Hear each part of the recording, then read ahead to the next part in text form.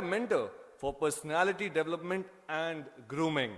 He is the recipient of Iconic Fashion Designer of the Year 2018 by SGF International, Lions Honor Award 2018, Kala Sadhana Samman by Iftikhar Academy, and more. Mumtaz ji has, indeed, yes, that's called for an applause.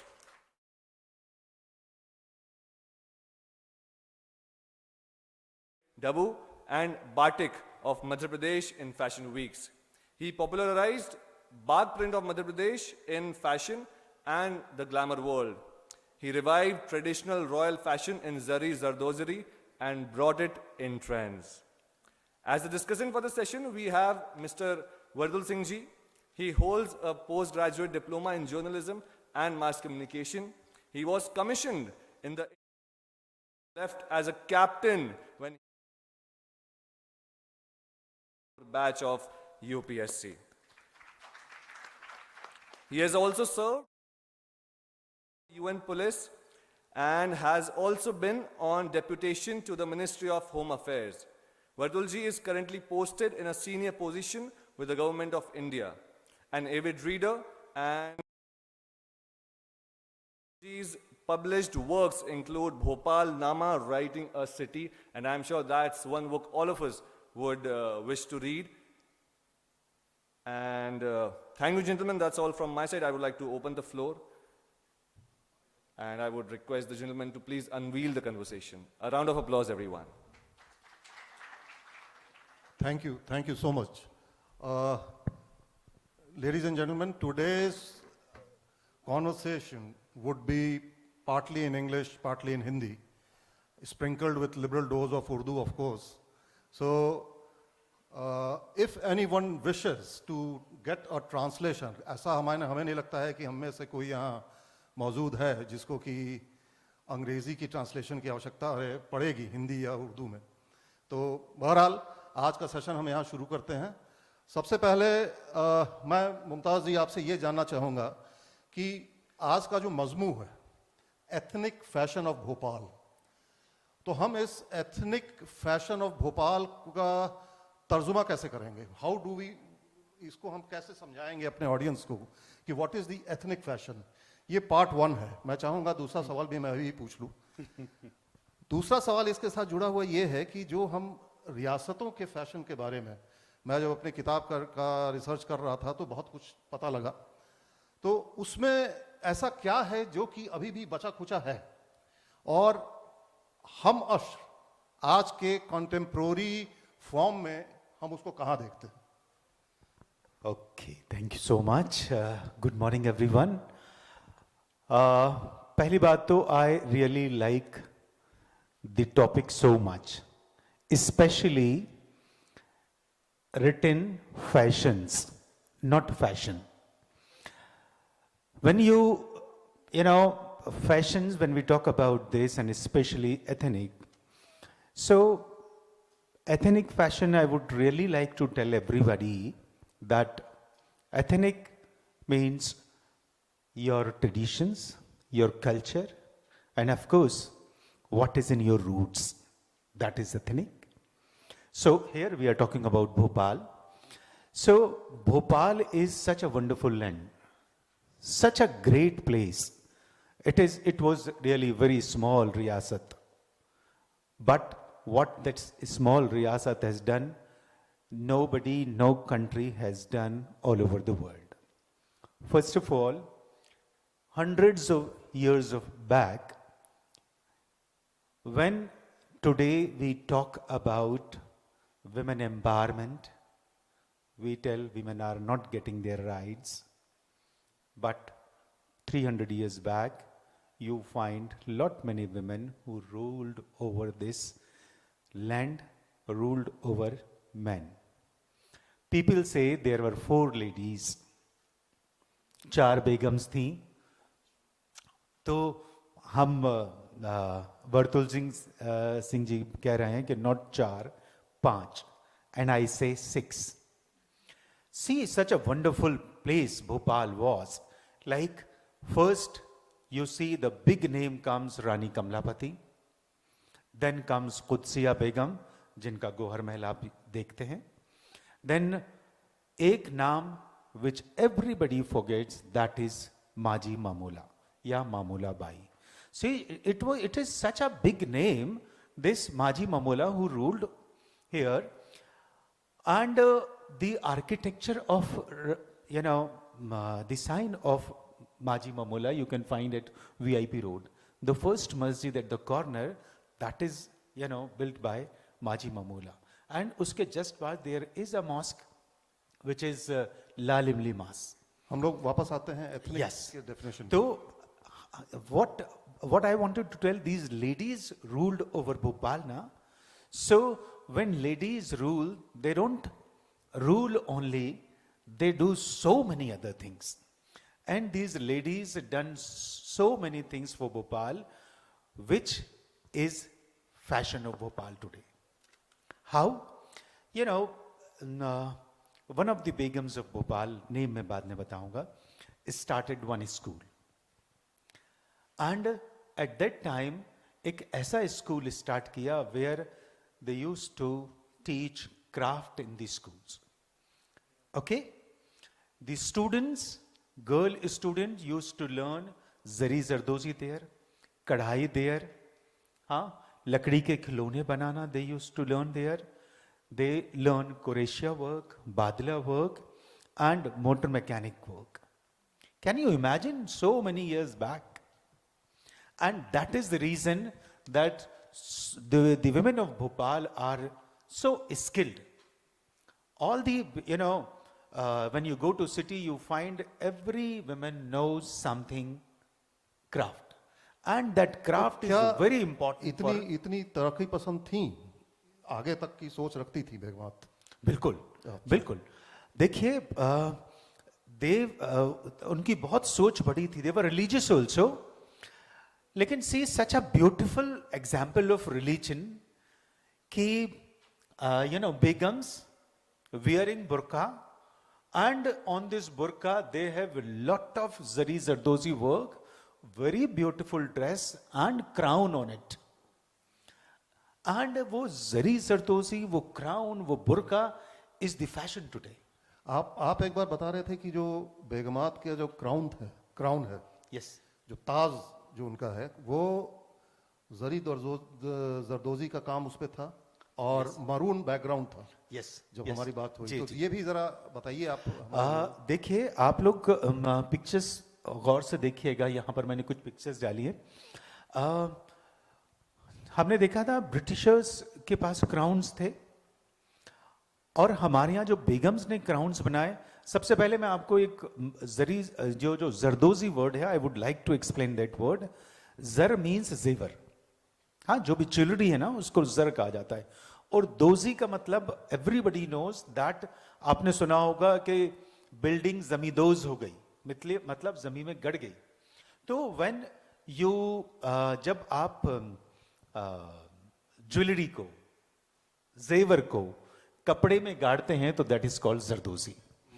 सो ये जो बेगम्स ने जो crown बनाया, वो velvet और कपड़े में उन्होंने सारे जेम्स को डाल दिया.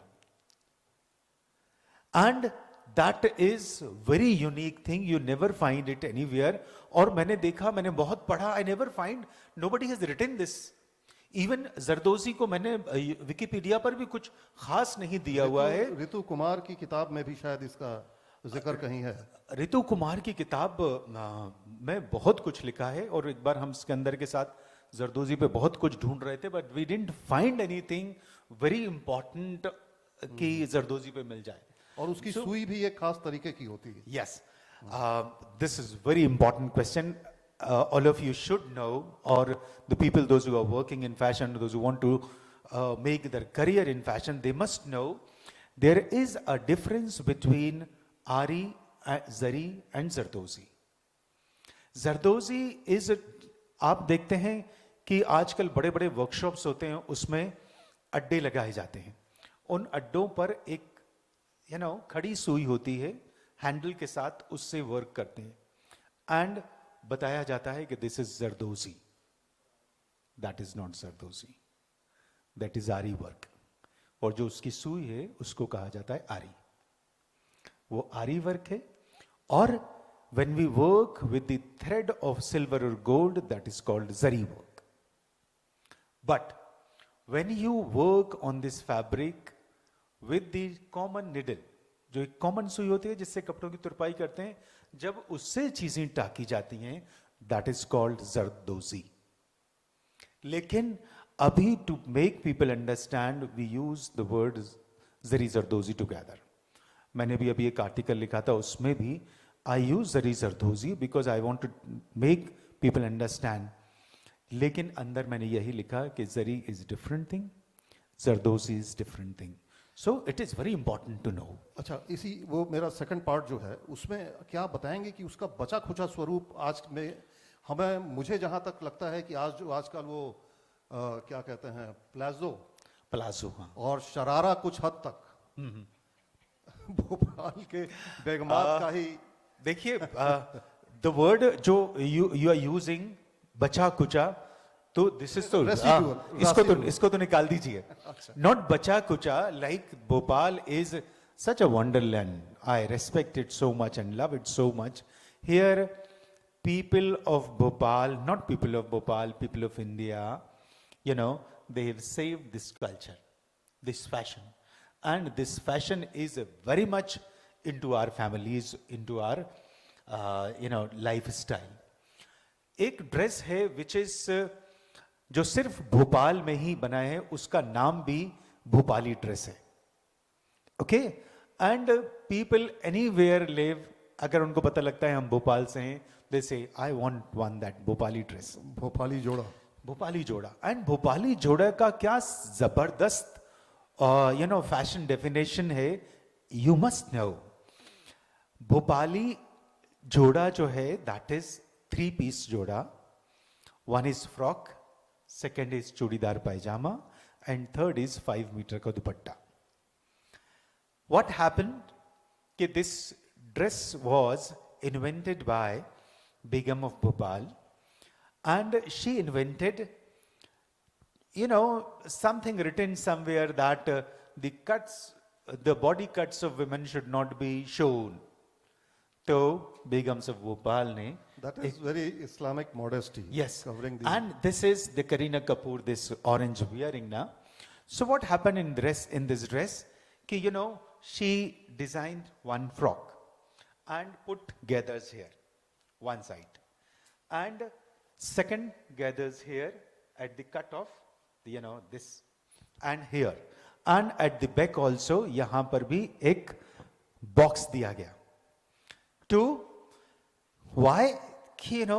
The body cuts should not be shown, and full sleeves, and in sleeves also here gathers are there. कथा कलाम मुमताज भाई, मुझे आप जो अभी डिस्क्राइब कर रहे हैं उस पर मुझे एक शेर याद आया है, एक थोड़ा शरारती किस्म का शेर है. जी बिल्कुल, इरशाद. भोपाल के ही जावेद अख्तर खान साहब के फादर जान निसार साहब का है कि मुझे याद नहीं है, पता नहीं है कि वो आप जैसे डिजाइनर्स के वो देख के बनाया गया, लिखा गया था या नहीं, लेकिन वो कुछ ऐसा है कि रंग रंग माना की रंग रंग तेरा पैरहन भी है, माना की रंग रंग भी तेरा तेरा पैरहन भी है, पर इसमें कुछ करिश्माए अक्स बदन भी है. वाह वाह वाह वाह.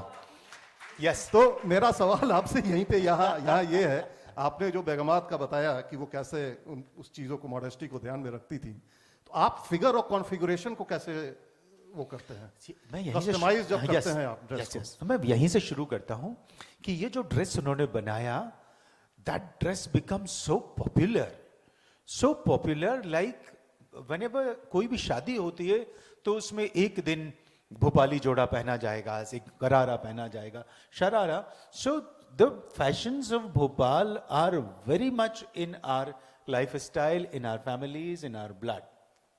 सेकंड चीज जो आप बता रहे हैं कि कट्स को, फैशन डिजाइनिंग के 4 बेसिस हैं.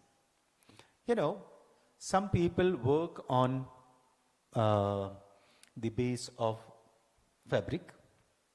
कुछ लोगों का बेस होता है एम्बेलिशमेंट, फैब्रिक पर एम्बेलिश करना है. कुछ लोगों का बेस होता है कट्स ऑफ फैब्रिक, और कुछ लोगों का बेस होता है पर्सनैलिटीज. लाइक आप आइए मेरे पास, आप कौन हैं, क्या हैं, according to that I will design the dress. तो ये 4 बेसिस हैं।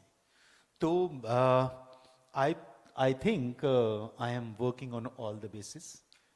मेरा एक बेस नहीं है, बिकॉज भोपाल एक ऐसा शहर है जहाँ पर मौसम के हिसाब से फैशंस नहीं बदलते, सब कुछ चलता रहता है, सब कुछ सब टाइम चलता है। So this is, I consider this kind of people very confident people, जो कहीं भी कुछ भी पहन लेते हैं।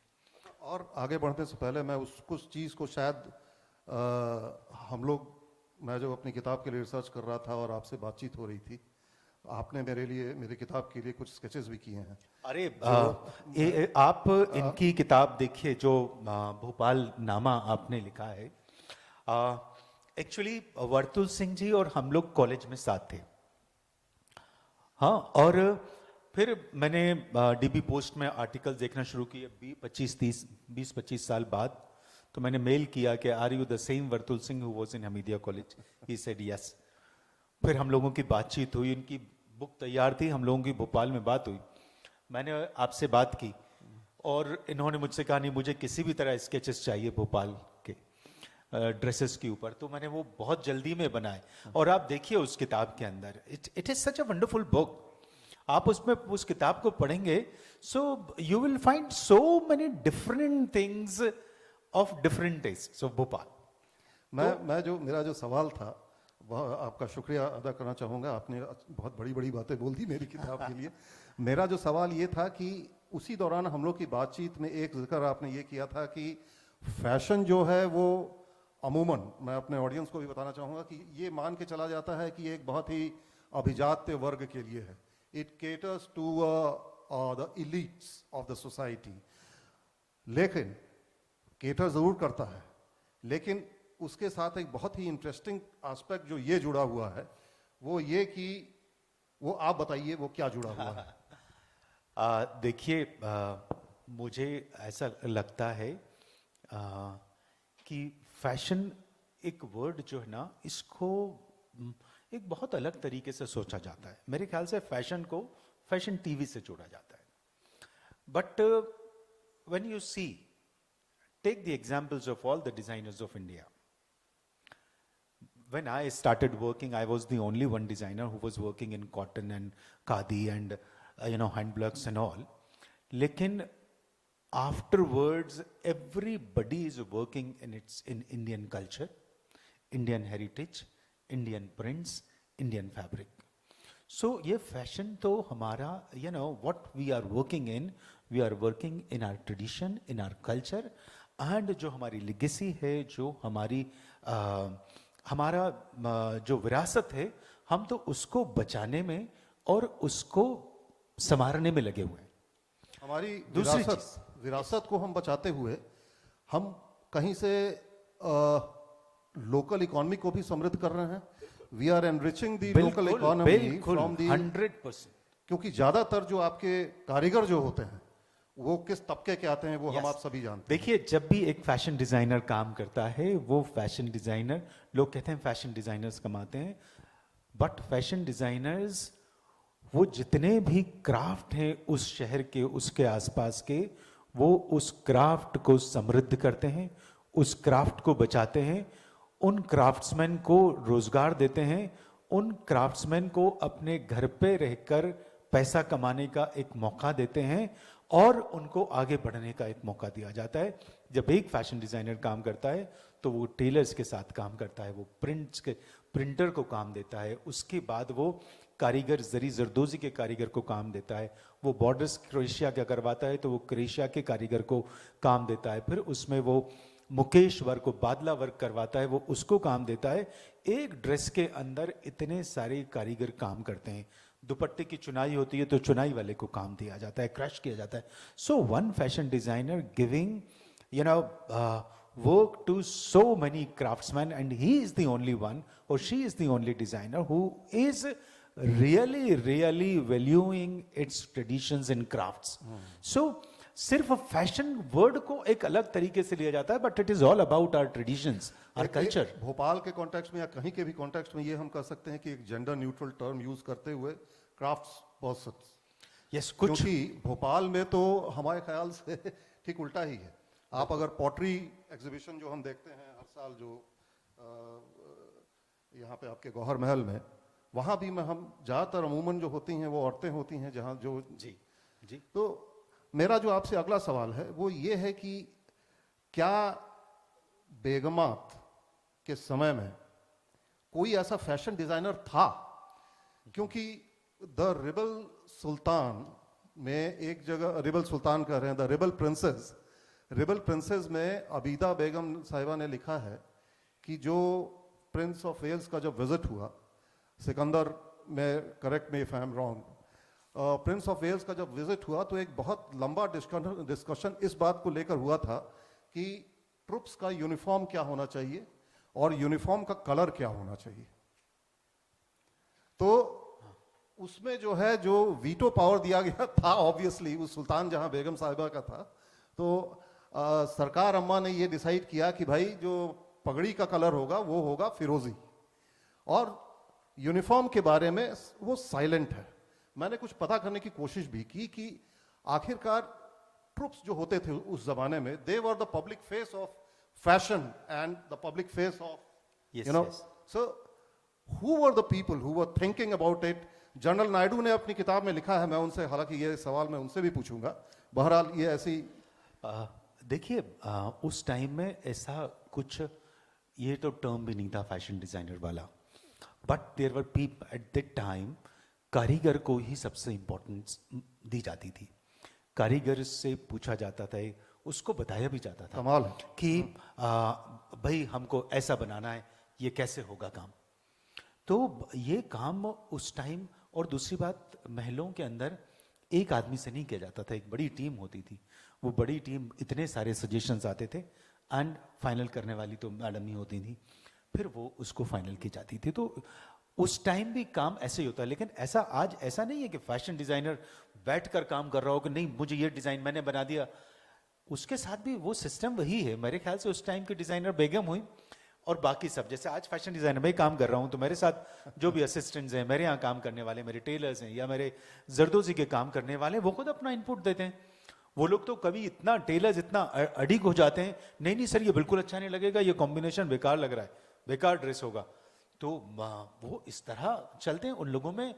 देखिए जो काम करता है ना, उसके पास समझ ज्यादा है. वो भी, जैसे मैं भी ड्रेस, कोई मेरे पास यहाँ रॉ मटेरियल रखा है तो मैं उसको बना हुआ देखता हूँ, इमेजिन करता हूँ. और जब ये वर्क करवा रहे हैं तो वो कारीगर भी इमेजिन करता है कि यहाँ पर ये सिल्वर नहीं, यहाँ गोल्ड होना चाहिए, या होना चाहिए, या ऐसा होना चाहिए. तो इस तरह उस टाइम में भी थे. और उस टाइम की समझ से तो आज सारे फैशन डिजाइनर्स काम कर रहे हैं. देखिए हमने एक बार डिस्कस भी किया था, आपसे भी बात हुई थी आपकी किताब के टाइम, कि लोग पूछते हैं कि आपको आप कैसे इंस्पायर होते हैं नए डिजाइन बनाने में, काम करने में, ये कैसा होता है. तो मुझे लगता है कि हमारे यहाँ कलर कॉम्बिनेशंस के ऊपर व्हेन पीपल आस्क, तो I tell you know this world is full of colour combinations. And you know when you visit, Mumtaz भाई, यू हैव प्रीएम्प्टेड मी. मैं ये सवाल आपसे बाद में करूंगा. बहरहाल जो सवाल मुझे आपसे पहले करना चाहिए था वो मैं अभी कर रहा हूं आपसे. ये बताइए कि आपके फैशन की यात्रा, जहां तक मुझे याद है एक बहुत ही छोटा सा रोल आपने मुहाफिज आइवरी मर्चेंट की फिल्म में, you played a role as well as you had some contribution in the designing part, costume designing. Yes. So उसके बारे में जरा हमें बताएं एक बार. देखिए I worked in Merchant Ivory Production Hollywood, and that was the film was in custody, and that was a periodical film, and that film needed lot of property. You know, Ismail Merchant needed that property, old kind of. So I didn't know like कि मुझे कुछ ऐसा बहुत मालूम भी है. मुझे तब पता चला कि I know little bit. So Fazal Tabish साहब, who is very well known secretary Urdu academy that, हाँ, एंड ही सेड कि you have to do this work and you should assist Kishore Dang, और उनको लेकर जाओ अलग अलग लोगों के घर में जिनके अच्छा फर्नीचर है. तो आई डिड दैट वर्क. तो there the costume was done by Loveleen Bands. She got national award for that, and then Rang De Basanti and many films she did. So I saw costumes there. And once Shabana Azmi wore a dress and she said कि मुझे लग रहा है थोड़ा इधर problem है, and she asked me कि is my dress okay? तो I was so young और मैंने भी बोल दिया कि नहीं थोड़ा problem है, तो she said कि तुम मेरे ड्रेस में कभी निकाल रहे हो, एंड हंसने लगी. वहां पर मुझे लगा, फिर मैंने लवलीन बेंस को बताया कि जो आप दुपट्टे ले रही हैं वो उसमें भोपालियत नहीं है. बस इतनी बात हुई, but I got impressed. That was the beginning of. और जब वो उसकी तारीफें हुई प्रॉपर्टी की और उसकी, तो मेरा नाम तो आया था फिल्म के अंदर प्रॉप मैन. मुझे बहुत बुरा लगा था तब, लेकिन खैर आया. तो वो प्रॉपर्टी देखकर, वो फिल्म देखकर मुझे बहुत अच्छा लगता है कि there was so lot of furniture जो मैंने उस टाइम सोचा और वहां पर उनको दिलवाया. जो ये फिल्म नहीं देखा है, मेरी गुजारिश उन लोगों से है कि ये फिल्म जरूर देखें, और खास तौर से जो भोपाल लवर्स जो यहाँ बैठे हुए हैं. एंड एक और चीज मैं ऐड करना हूँ, आप लोग वो फिल्म जरूर देखिए. उसमें सुषमा सेठ जी जो शशि कपूर की फर्स्ट वाइफ बनी है, उनका एक कोर्टयार्ड देखिए, इतना खूबसूरत बनाया था. और वो इतना खूबसूरत कोर्टयार्ड गौहर महल से तोड़ दिया गया है. वीआईपी रोड जब बना तो उसको तोड़ दिया गया, वो नहीं है अब, आपको देखने को भी नहीं मिलेगा. But that is in that film only. उसमें 3 दालान थे, एक आंगन था. Very beautiful one. And see costumes in that film. Costume देखिए, एंड शबाना आजमी का हेयर स्टाइल देखिए. दैट टाइम शबाना आजमी के बाल नहीं थे और वो विग से काम किया है. दैट वाज वो फिल्म रिवर की शूटिंग के दौरान जो हुआ, हाँ उस टाइम हुआ था. सो ये मेरा सवाल जो है आखिरी तो नहीं है, लेकिन उसके बाद आप अपना प्रेजेंटेशन दिखाइएगा जी. तो मैं ये इसलिए बिल्डअप कर रहा हूँ कि जब आप प्रेजेंटेशन दिखाएं तो बहुत सारे सवाल जो हैं वो फिर दोबारा पूछने की आवश्यकता ना पड़े. I have often been thinking, and when this opportunity came to me that we are going to have a discussion on the fashion, I have been big admirer of painters as well. And when I started reading about who all the great designers of the world, who all have been inspired by painters particularly. Right. So I realized that Versace and Andy Warhol, Marilyn Monroe theme पे जो उन्होंने बनाया था in the 60s, early 60s, that became a rage, and he worked on many occasions with Andy Warhol. Thereafter, what we realize is Dolce and Gabbana, again inspired by one of my favorite painters, Paul Peter Rubens, and if you happen to Google Paul Peter Rubens and Dolce Gabbana, you will realize that what a wonderful inspiration he has had while designing his book from the paintings. It is not plagiarism, but he has lifted the paintings exactly and sort of superimposed on the fabrics he has designed. Yes. Next we come on Christian Dior. Christian Dior was impressionist era painter Claude Monet. उनके साथ भी वही था कि वो painting को लगता है जैसे कि वो वहां से उठा के और अपने फैब्रिक और अपने डिजाइन्स में उसको उन्होंने सुपर इम्पोज कर दिया है. तो मेरा सवाल अब आपसे ये है कि इंडियन डिजाइनर में भी जहां तक मैं जानता हूं रजा से बहुत इंस्पायर हुए हैं आपके ये, हाँ, तरुण तलियानी. तो आपको इंस्पिरेशन जो है वो कहाँ से मिलता है, खास तौर से कलर्स में, और आपके तस्वुर में जब आप एक डिजाइन करते हैं तो कौन से कलर्स हैं जिनके बारे में आप सोचते हैं? देखिए, मुझे नेचर से कलर कॉम्बिनेशंस मिलते हैं. When I see one tree, एक आम आदमी से पूछे तो बोलेगा ये हरा, पेड़ हरे होते हैं. बट व्हेन आई सी, मुझे बहुत सारे रंग उसमें नजर आते हैं. मैंने एक ड्रेस बनाया था, बहुत ऑर्गेन्जा का फ्लेयर लिया था मैंने गाउन के अंदर, और वो जिस मॉडल ने पहना आज वो सुपर मॉडल है और मिलान और पेरिस में चल रही है, भूमिका अरोड़ा, तो उनको पहनाया था. मैंने उसका नाम ही ओशन रखा था.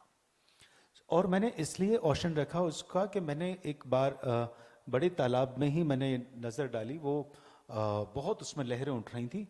तो एक साहब ने कहा कि ये पानी गंदा हो गया, हरा हो गया. मुझे हरा नजर ही नहीं आ रहा था, मुझे तो पता नहीं कौन कौन से कलर्स नजर आ रहे थे.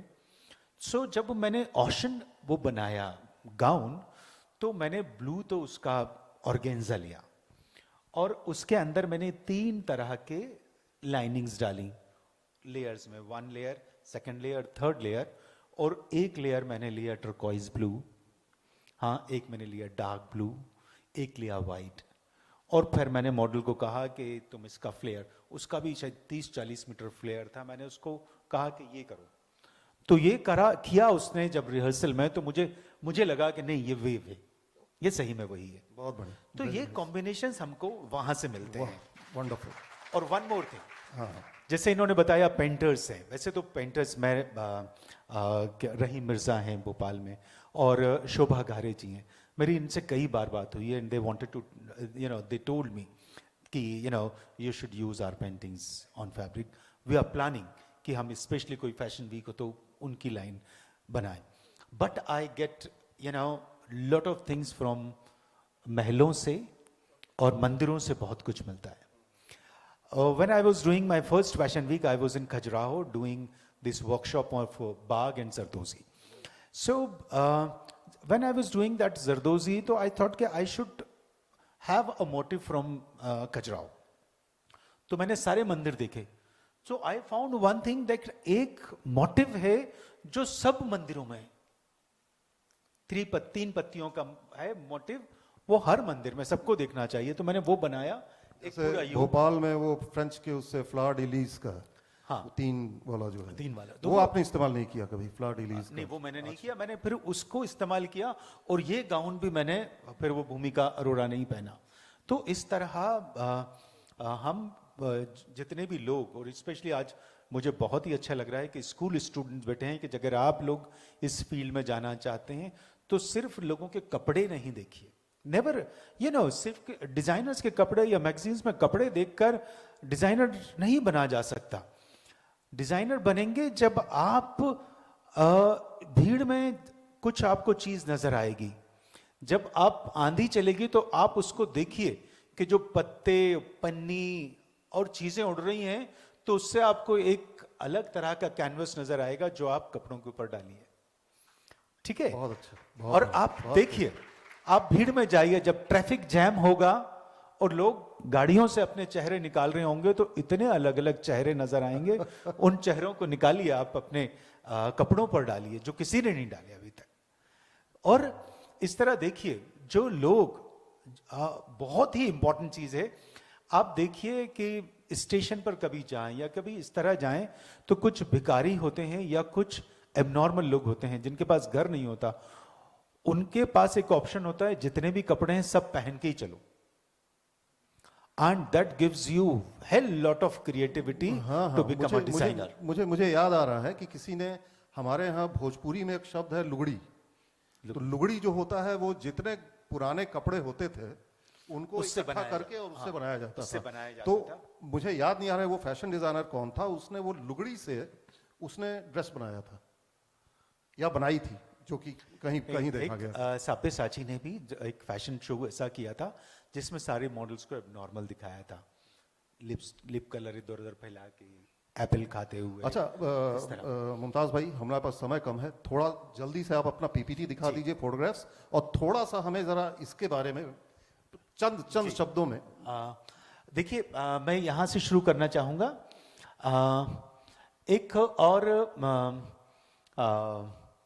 जो मेरा पोस्टर लिटरेचर फेस्टिवल में जो बना है ना, एक बड़ा इत्तेफाक हुआ है कि एक ड्रेस है हमारे भोपाल का जो अभी तक जिंदा है। वो ड्रेस सबसे पहले मंसूर अली खां पटौदी की माँ जो बेगम, वो भोपाल थी, लास्ट हमीदुल्लाह की बेटी थी, उन्होंने पहना था उनका ड्रेस।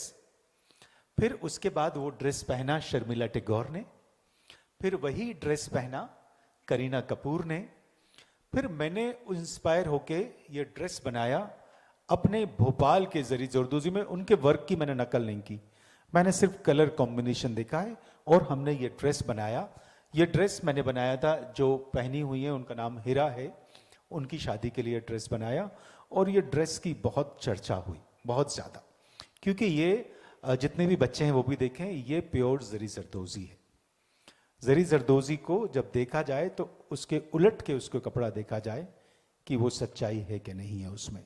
तो ये ड्रेस हमने बनाया, ये पूरा मध्य प्रदेश है, दिस ड्रेस। इसका वजह? जो क्या दुपट्टा वजह? है, वजह? दुपट्टा है जो इसका, दैट इज चंदेरी टिश्यू, और ये हैंडलूम है। इसका कुर्ता और जो शरारा, जो ये लहंगा है, ये भी चंदेरी का थिक टिश्यू है। इसके ऊपर हमने जरदोसी बनाया है। तो ये एक सेट है, ये हमारी एक विरासत है जो हमको जिंदा रखना है। मुझे लगता है जो आप बचा कुचा कह रहे थे, बचा नहीं, वो तो बड़ा जबरदस्त तरीके से हमने सहेजा हुआ है, और ये उसके एग्जाम्पल्स हैं। मैं सबसे बोलूंगा कि आप इस ड्रेस को पास से आके देखिएगा, छू कर देखिएगा, और इस तरह की चीजें बनवाइए। अगर आप ये बनाएंगे तो फैशन के जरिए आप जरी जरदोजी के कारीगरों को काम देंगे, आप उनको एम्प्लॉयमेंट देंगे, और एक इंडिपेंडेंट लोगों को बनाने के लिए एक बहुत अच्छा आपका प्रयास होगा। So crafts of Bhopal, crafts of India के ऊपर आप काम कीजिए, लोगों को रोजगार दीजिए, और हमारे शहर को, हमारे शहर की विरासत को हमेशा के लिए सहेजिए, और हम सबको आगे बढ़ने का एक मौका दीजिए। Thank you so very much. बहुत बहुत धन्यवाद मुमताज़ आपका। और इस डिस्कशन से हम लोगों ने बहुत चीज़ें आज सुनी है, और हमारे ख्याल से उन चीज़ों पर भी हम लोग काफ़ी हद तक प्रकाश डालने में सक्षम हो पाए हैं। जैसे कि पेंटर और डिज़ाइनर के बीच का संबंध, वो एक नया आयाम है, उसके ऊपर फिर कभी और विस्तार से भी चर्चा किया जा सकता है। So I hand it over to the anchor now. Thank you. इससे पहले मैं भोपाल का बटुआ मैं वर्तुल सिंह को देना चाहता हूं, और राघव चंद्रा जी को भी देना चाहता हूं। मैं चाहता हूं सर आए प्लीज। मैं कुछ बटुए लाया हूं, और ये बटुए ना बीच में जितने हैं थोड़ा कुछ लोगों को मैं बांटना चाहता हूं, ताकि हमारे भोपाली होने का एक एग्जाम्पल हो कि हम बड़े दिल के लोग होते हैं, और चीजें बांटने में हम भोपाली हैं, और भोपाल के क्राफ्ट पर हमें गर्व है, और हम इस क्राफ्ट को जिंदा रखना चाहते हैं। थैंक यू, क्योंकि बटुए पूरी दुनिया में मशहूर हैं। Thank you. Gentlemen, before you leave, I would also like to open the round for the audience. अगर हमारे ऑडियंस में से किसी को कोई सवाल है तो कृपया हाथ खड़े करें। Yes, please pass on the mic to the lady in front. सवाल मुमताज़ से है। मैं अस्मा रिजवान हूँ। मुमताज़, आपने रंग की शुरू में बात करी थी। क्लियोपेट्रा के ज़माने में पर्पल रॉयल्टी का कलर होता था। भोपाल की बेगमों के ज़माने में क्या मरून रॉयल कलर होता था, और वो मरून कहाँ से आता था? देखिए, बेगम्स ऑफ भोपाल के टाइम सिर्फ मरून नहीं रंग था, मरून उनके क्राउन का उन्होंने बेस रखा था। लेकिन भोपाल जो महल में पूरे रंगाई का एक बहुत बड़ा, रंगाई और चुनाई, ये दो चीजें वहां पर हमेशा अवेलेबल रहती थी। और बेगम्स तो कमाल फैशन सेंस था उनको कि वहां पर रंगाई के काम लोगों के कराते थे, और यही वजह है। हाँ, और यही वजह है। देखिए, भोपाल में तब से जो रंगाई शुरू हुई ना, और वहां पर महल में रंगाई होती थी तांबे के बड़े देगचों में, ओपन देगचे में, और वो कढ़ाई, वो जो डाइंग की जो परंपरा थी, वो अभी तक भोपाल में रही। अब थोड़ा नए डायर्स थोड़े बदल रहे हैं, तो वो किसी और मेटल का इस्तेमाल कर रहे हैं। बट ये, thank you so much, very nice question. लेकिन कलर्स तो सारे हैं। Yes sir.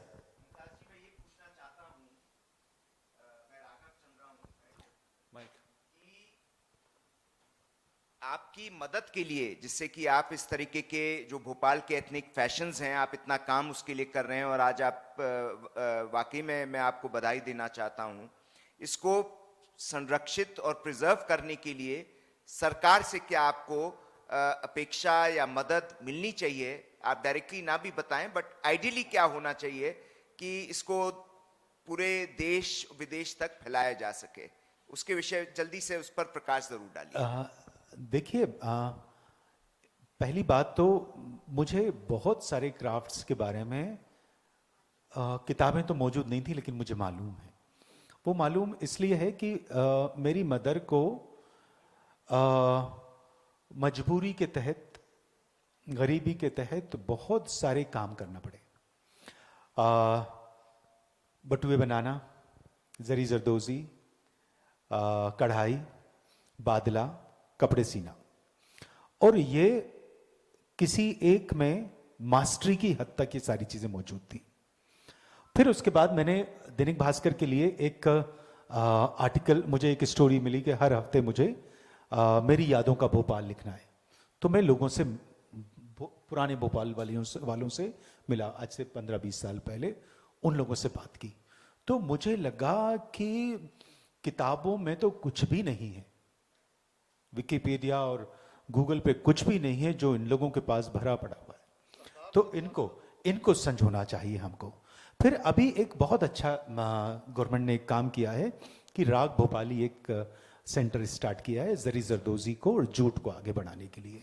मुझे लगता है यहाँ पर ये इस काम को बहुत आगे बढ़ाना चाहिए। एक जो देखिए, एक रूट की प्रॉब्लम ये है कि गरीब आदमी जब कुछ भी सीखना चाहता है ना, वो उस सीखने के टाइम भी चाहता है कि उसको ये, जब वो सीख रहा है, ये उसके कमाई हाँ, तो उसको कुछ वो एक्सपेक्ट करता है, वो नहीं मिलता उसको। तो हमें अगर किसी को सिखाना है तो उसको भी कुछ उस टाइम का पेमेंट मिलना चाहिए, तो लोग बहुत आएंगे, सीखेंगे। और हम ये नहीं होता कि 100 लोग सीख रहे हैं तो 100 लोग मास्टर हो जाएंगे। जब 100 लोग सीखते हैं तो उसमें से 10-8 लोग निकलते हैं।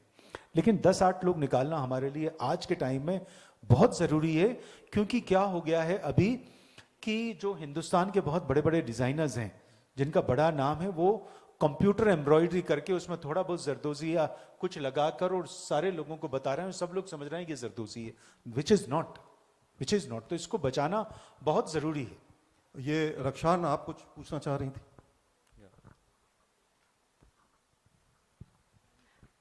मेरा सवाल मुमताज़ भाई से है। मैं रक्षा जाहिद, फैशन एक्सपर्ट, और क्योंकि बेगम्स ऑफ भोपाल ग्रुप से मैं जुड़ी हुई हूँ तो अक्सर मुझसे ये सवाल पूछा जाता है और ख़ुद मेरी भी क्यूरियोसिटी। आपने भोपाली जोड़े की बात करी थी मुमताज़ भाई, तो भोपाली जोड़ा हम उसे बोलते हैं लेकिन एक्चुअली तुर्की कुर्ता है, तो क्या ये इंस्पिरेशन हमें टर्की से मिली है? और दूसरी चीज़ ये कि इसके फ्लेयर्स पे भी कुछ मतलब किन्हीं वजहों से इसको तुर्की कुर्ता कहा गया, तो मैं चाह रही थी कि आप थोड़ा इस पे रोशनी डालिए। अपनी किताब में लिखा है नहीं, बिल्कुल। इसका जो कुर्ता है, जो इसका मिडिल पार्ट है, दैट इज तुर्की कुर्ता। वो तुर्की कुर्ते से इंस्पायर है। तुर्की कुर्ते में एक योक होता है और योक में आगे उसमें गैदर्स होती हैं, तो ये तुर्की कुर्ता नहीं है, वहां उससे लिया गया है, इंस्पायर किया गया है, लेकिन ओरिजिनलिटी भोपाल की है, जिसमें उसमें 6 प्लेसेस हैं जहां पर उसमें चुन्नत दी जाती है, 2 आस्तीनों के अंदर, 2 फ्रंट बैक और 2 साइड में। तो इट इज, ये भोपाली है, क्योंकि हमारे पहले हम लोग इसको तुर्की कुर्ता ही कहते थे। और तुर्की जो ओरिजिनल ड्रेस है उसमें 5 मीटर का दुपट्टा नहीं होता और उसके अंदर चूड़ीदार पायजामा भी नहीं होता, तो इसलिए इट इज डिफरेंट फ्रॉम तुर्की कुर्ता। लेकिन पुराने भोपाली जितने भी हैं वो इसको तुर्की कुर्ता ही कहते। तुर्की जोड़ा कहता था, तुर्की कुर्ता नहीं, तुर्की जोड़ा। वक्त की कमी है, नहीं तो जी हाँ, ये आपको ये भी बताते कि चूड़ीदार जो है वो भी भोपाल की देन कैसे है, फिर कभी बताया जाए। चलिए हम बढ़ेंगे एक आखिरी सवाल की तरफ। One last question. जी हाँ, जी ma'am.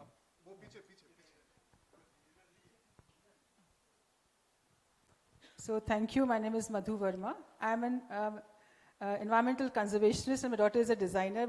She's inspired so much from you, definitely. You know her very well. So very happy to know that you are taking care of how nature inspires you rather. You know, you very well mentioned कि आप देखिए कि गुबार कैसे उड़ रहा है, पत्तियाँ कहाँ जा रही हैं और लहरों का रंग जो आपने भोपाल का देखा, कितनी ब्यूटी है। तो आपके पास वो आँखें हैं देखने के लिए, which I'm very happy to see that. और क्योंकि लिटरेचर फेस्टिवल आप when you look behind, it is the gamut of biodiversity in the country. You know, it reflects so many things. And I worked a lot on tigers of the country and snow leopards and forest and everything. So आपको जो biodiversity, ये जो पूरा decade है हमारा UN का, United Nations declared is a decade of biodiversity conservation and ecosystem restoration. तो हर एक सेक्टर अपना एक रोल प्ले करता है अपनी धरोहर को बचाने के लिए। तो जो हमारी बायोडाइवर्सिटी आप पीछे देख रहे हैं, नदी है, पहाड़ है, हमारे सिटी में माउंटेन्स हैं, we it's a repository of migratory birds, tiger है, we are going to soon see a movie on tigers of Bhopal, you know, everybody gets inspired. So how do you get inspiration from this kind of gamut of things which Bhopal also offers in your designing? देखिए, not Bhopal only. Actually, Bhopal ka to, love and affection cannot be seen on a fabric or this. लेकिन मुझे तो लगता है मैं कहीं भी जंगल में जाऊं, किसी पहाड़ पर जाऊं, मुझे कलर कॉम्बिनेशंस नजर आते हैं. और कई बार there are lot of time odd combinations. Those odd combinations, when I tell them my tailors to do that, तो वो बोल देते हैं नहीं ऐसा नहीं हो पाएगा. This is not at all a combination. But it happens. It happens and we are very much inspired from Bhopal. देखिए जब भी कोई ट्रेडिशनल ड्रेस बना रहे हैं तो हम कहीं ना कहीं इवन जो बेगम्स के टाइम की पुरानी बुक्स हैं उन बुक्स को आप पढ़ेंगे तो उसमें हर बुक में हर पेज के ऊपर कोई बहुत खूबसूरत मोटिव बना है जो जरी जरदोजी में उकेरा जा सकता है. सो व्हेन यू रीड, बस प्रॉब्लम ये है कि सारी की सारी बुक्स उर्दू और पर्शियन में, अगर वो सेम बुक्स ना उन बुक्स को स्कैन किया जाए और उनको हिंदी इंग्लिश किया जाए, सो पढ़ने के साथ साथ we learn so many things of craft and art. Okay, we'll just have one quick question from the back. पीछे से कोई पूछना चाहे, one quick question please. Just I want to add one information to you, that in census 1961 they have published a book on Zardozi, and it is very around 300 and 400 pages book, and detailed designs and the method of making those patterns and all about the history, everything is there. So it is a very Okay, oh thank you so much. एक और Bhopal university से एक शायद कविता जैन या कोई सी जैन है, उन्होंने भी पीएचडी किया है जरदोजी के ऊपर. जरदोजी के ऊपर किया हुआ है, लेकिन कुछ बहुत ऑथेंटिक चीजें हैं जो अभी भी बहुत छूटी हुई हैं. अभी कोई और भी पीएचडी करना चाह रहा था, मुझसे मिलने भी आई थी वो जरी जरदोजी जो भोपाल राग भोपाली हुआ था उसमें, लेकिन खैर वो आगे हम लोग बात करेंगे. Okay, thank you so much. Thank you. Ma'am, I'm so sorry but we are running out of time. मैं चाहूँगा आप हॉल के बाहर ज़रूर उनसे सवाल करें. And for now I would like to request the director of the Bhopal Literature and Art Festival, Raghav Chandra sir, to felicitate our author and the discussant for having such a wonderful discussion on the ethnic fashion of Bhopal and the Begums of Bhopal. A beautiful painting that happens to be the mascot of Bhopal Literature and Art Festival. It is based on the tribal art made by Padma Shri Bhuribai ji. And there goes a mug for our wonderful discussant, Vartul Singh ji. Thank you so much for carrying out an amazing discussion, sir. Thank you so much, gentlemen. And आप में से जो तमाम लोग कल मौजूद थे तो आपको पता रहा होगा कि एक क्विज कंपटीशन हर सेशन के बाद क्विज क्वेश्चन हर सेशन के बाद प्रपोज किया जा रहा है. तो Raghav sir will be here. quick question.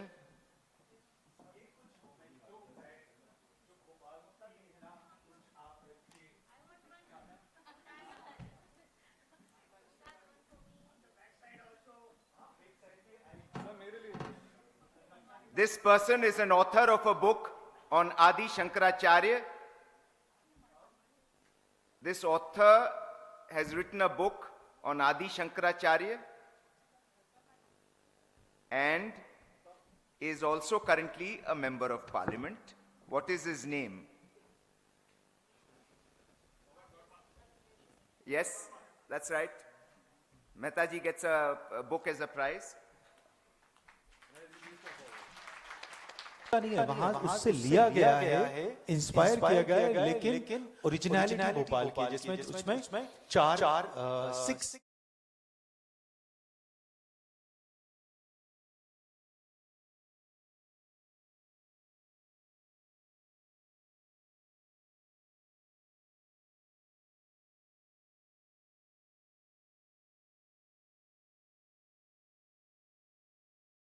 with Nidhi Shapikar ji, Dr. Meera Das ji and Smita Singh ji. I would request them to please come onto the stage. मैं चाहूँगा तालियों के साथ हम सब उनका स्वागत करें. Captain Manisha Mohan Puri's journey into aviation started way back in 1986 when she got a scholarship from 60 hours of free flying at the Bhopal Flying Club. She went to the USA to complete her flying and got her commercial license, pilot license with instrument training and rating from Skywing's flight training school in Dallas, Texas. On returning to India, she joined Indian Airlines.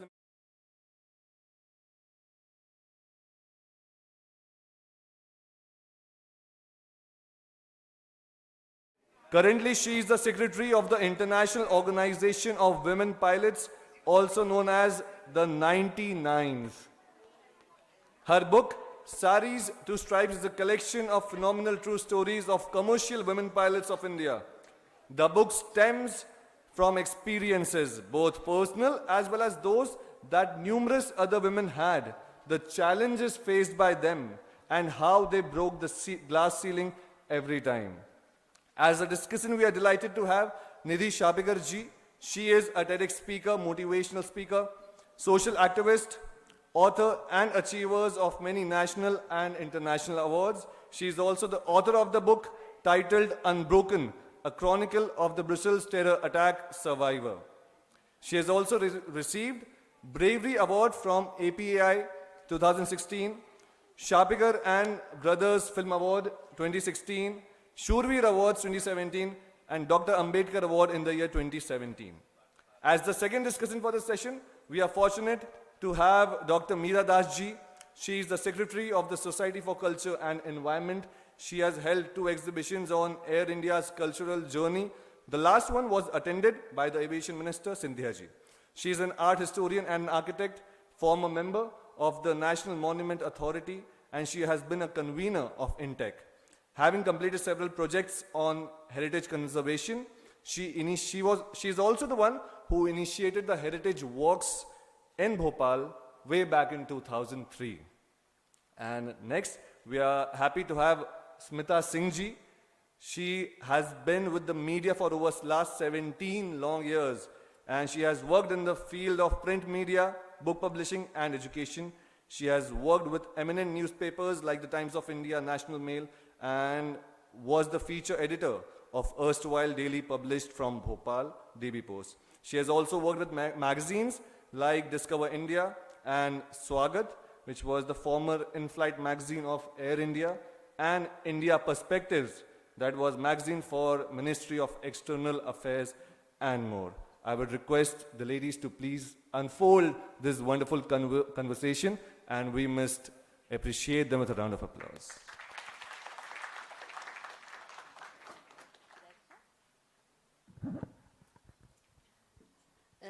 Good morning everyone. मैं देखती हूँ कि बहुत सारे young लड़कियाँ, school की लड़कियाँ यहाँ बैठी हुई हैं, बहुत सारी। तो बहुत सारा इंस्पिरेशन है, एक पूरा करियर के बारे में बात हो रही है। And if we can switch between English and Hindi, I think we'll be able to reach out to them, क्योंकि ये मोटिवेशनल स्टोरी है। आपकी जितनी स्टोरीज किताब में लिखी हुई सब मोटिवेशनल हैं। और आपने 19 पायलट्स, महिला पायलट्स के बारे में इसमें बात की है, उनके स्ट्रगल्स के बारे में बात की है, कहाँ कहाँ कन्फ्लिक्ट्स होते हैं, और एज अ वुमेन पायलट, क्योंकि एक पूरा नया एरिया ऑफ करियर है, तो उसमें शुरू से क्या स्ट्रगल्स हुए, अब क्या एक्सेप्टेंसेस हैं।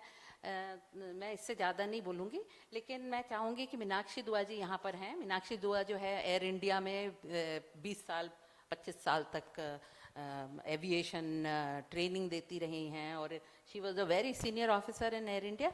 And I will relinquish my seat here, and I would like her to come and talk to you, because she knows aviation like nobody's business, or she understands pilots and aircrafts and all that. So wishing you a very nice conversation, और कोशिश करिएगा कि हिंदी में ही बोलें, क्योंकि बहुत सारी लड़कियां दिखाई दे रही हैं मुझे छोटे स्कूल की। Okay, thank you. I would like to thank you. Thank you.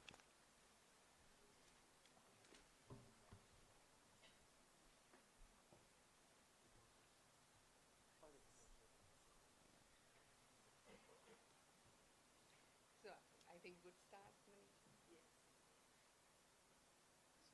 Okay. So I start with your.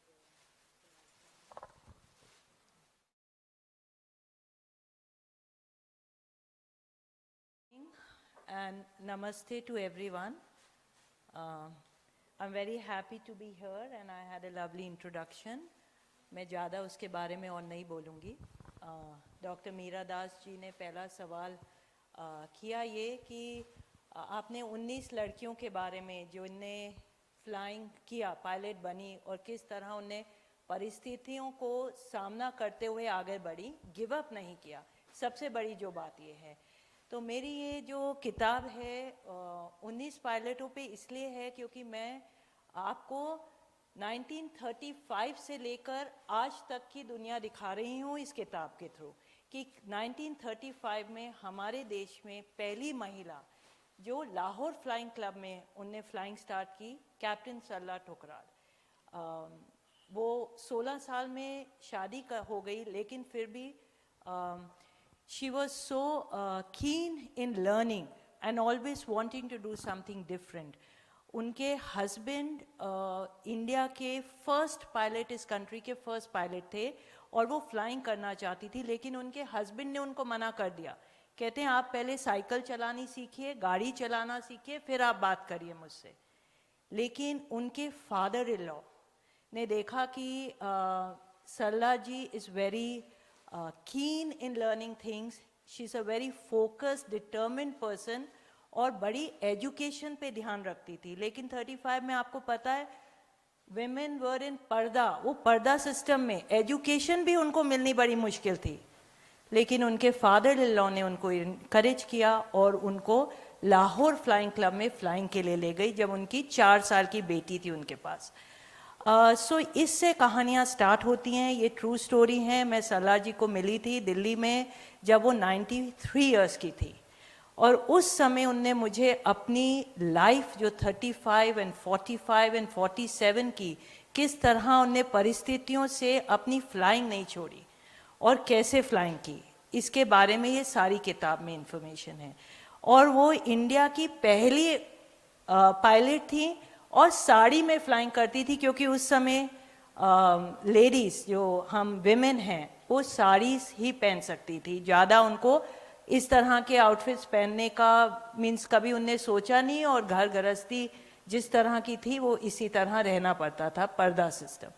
So the story starts कि how women in spite of all those difficulties of not getting education, not being encouraged, getting married at very young age, लेकिन अपने अंदर के confidence और self motivation से they reached where they wanted to reach and went into a profession जो even आज अगर बात करें तो male dominated समझा जाता है।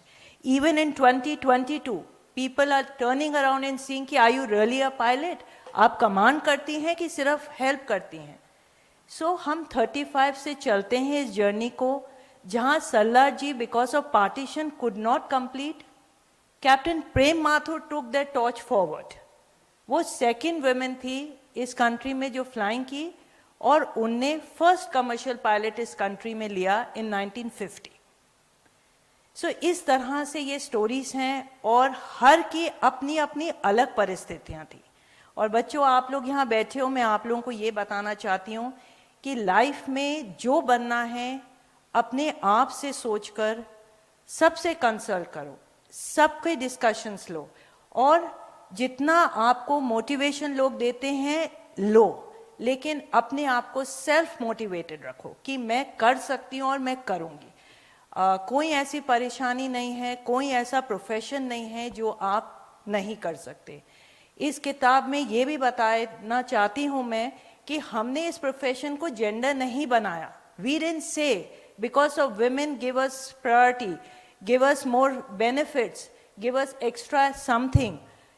We were denied to become commercial pilot because we were women. There are letters from Minister of Communication in 50s where it is written, because you are a woman, even though you are highly qualified, we cannot hire you as a pilot. So ये gender based profession नहीं है, ये profession है आप कर सकते हो या नहीं कर सकते।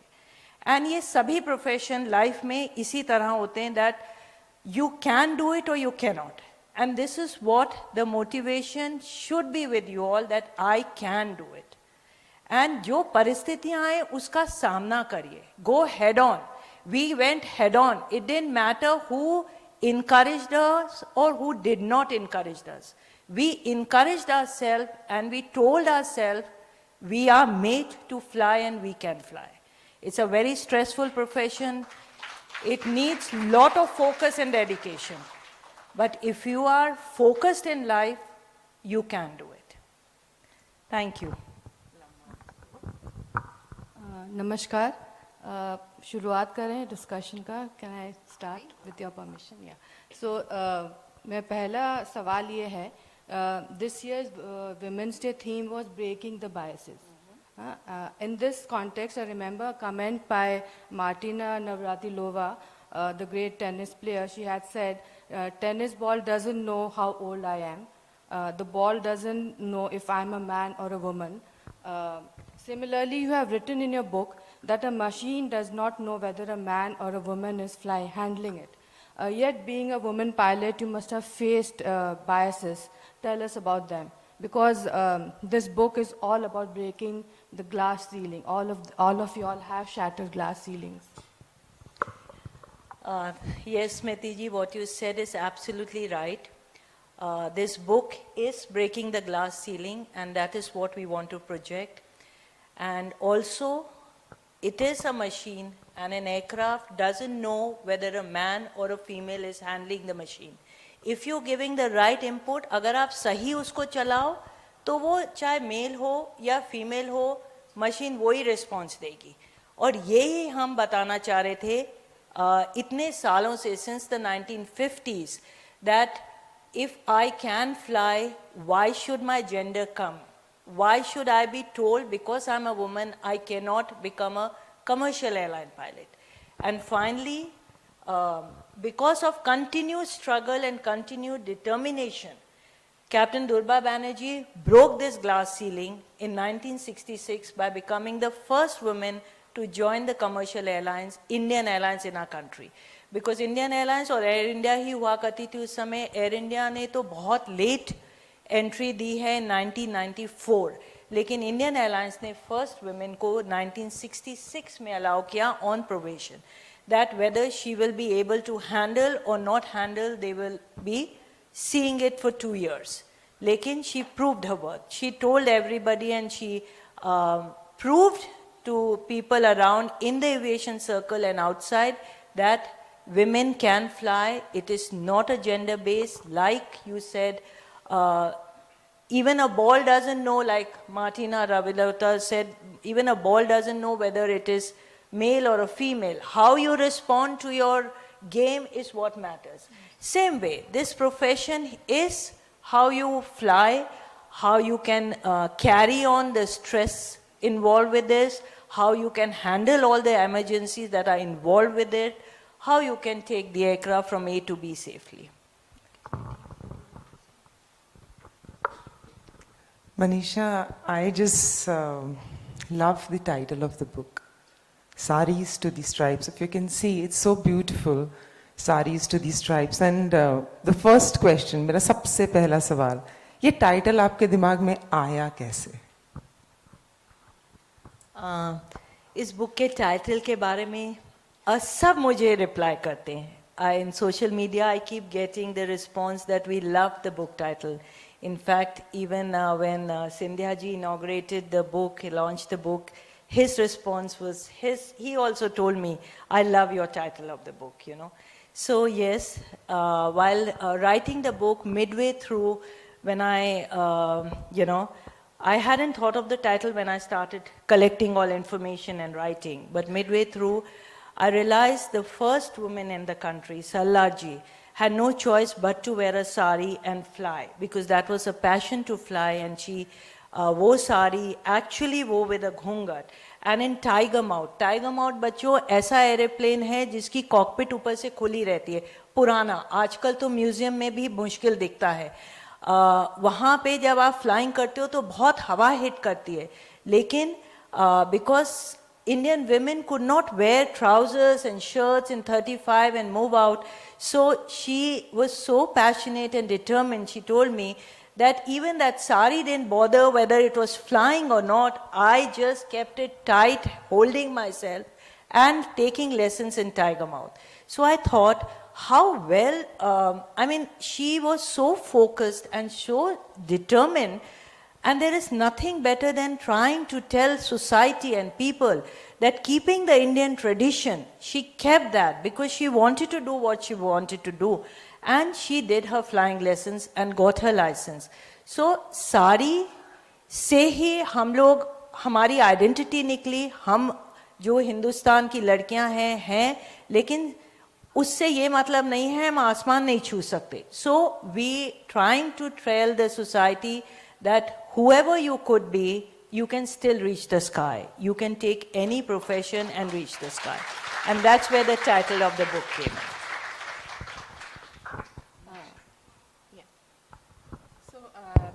Manisha ji, I would like to ask you कि आपने जो रिफ्लेक्ट किया है सब स्टोरीज के अंदर, उसमें आपको एक कॉमन फैक्टर क्या लगा कि सबकी लाइफ में चैलेंजेस रहे, लेकिन सपोर्टिंग फैक्टर्स कौन से रहे जो उड़ान देते रहे लेडीज को विंग्स की तरह, हवा की तरह?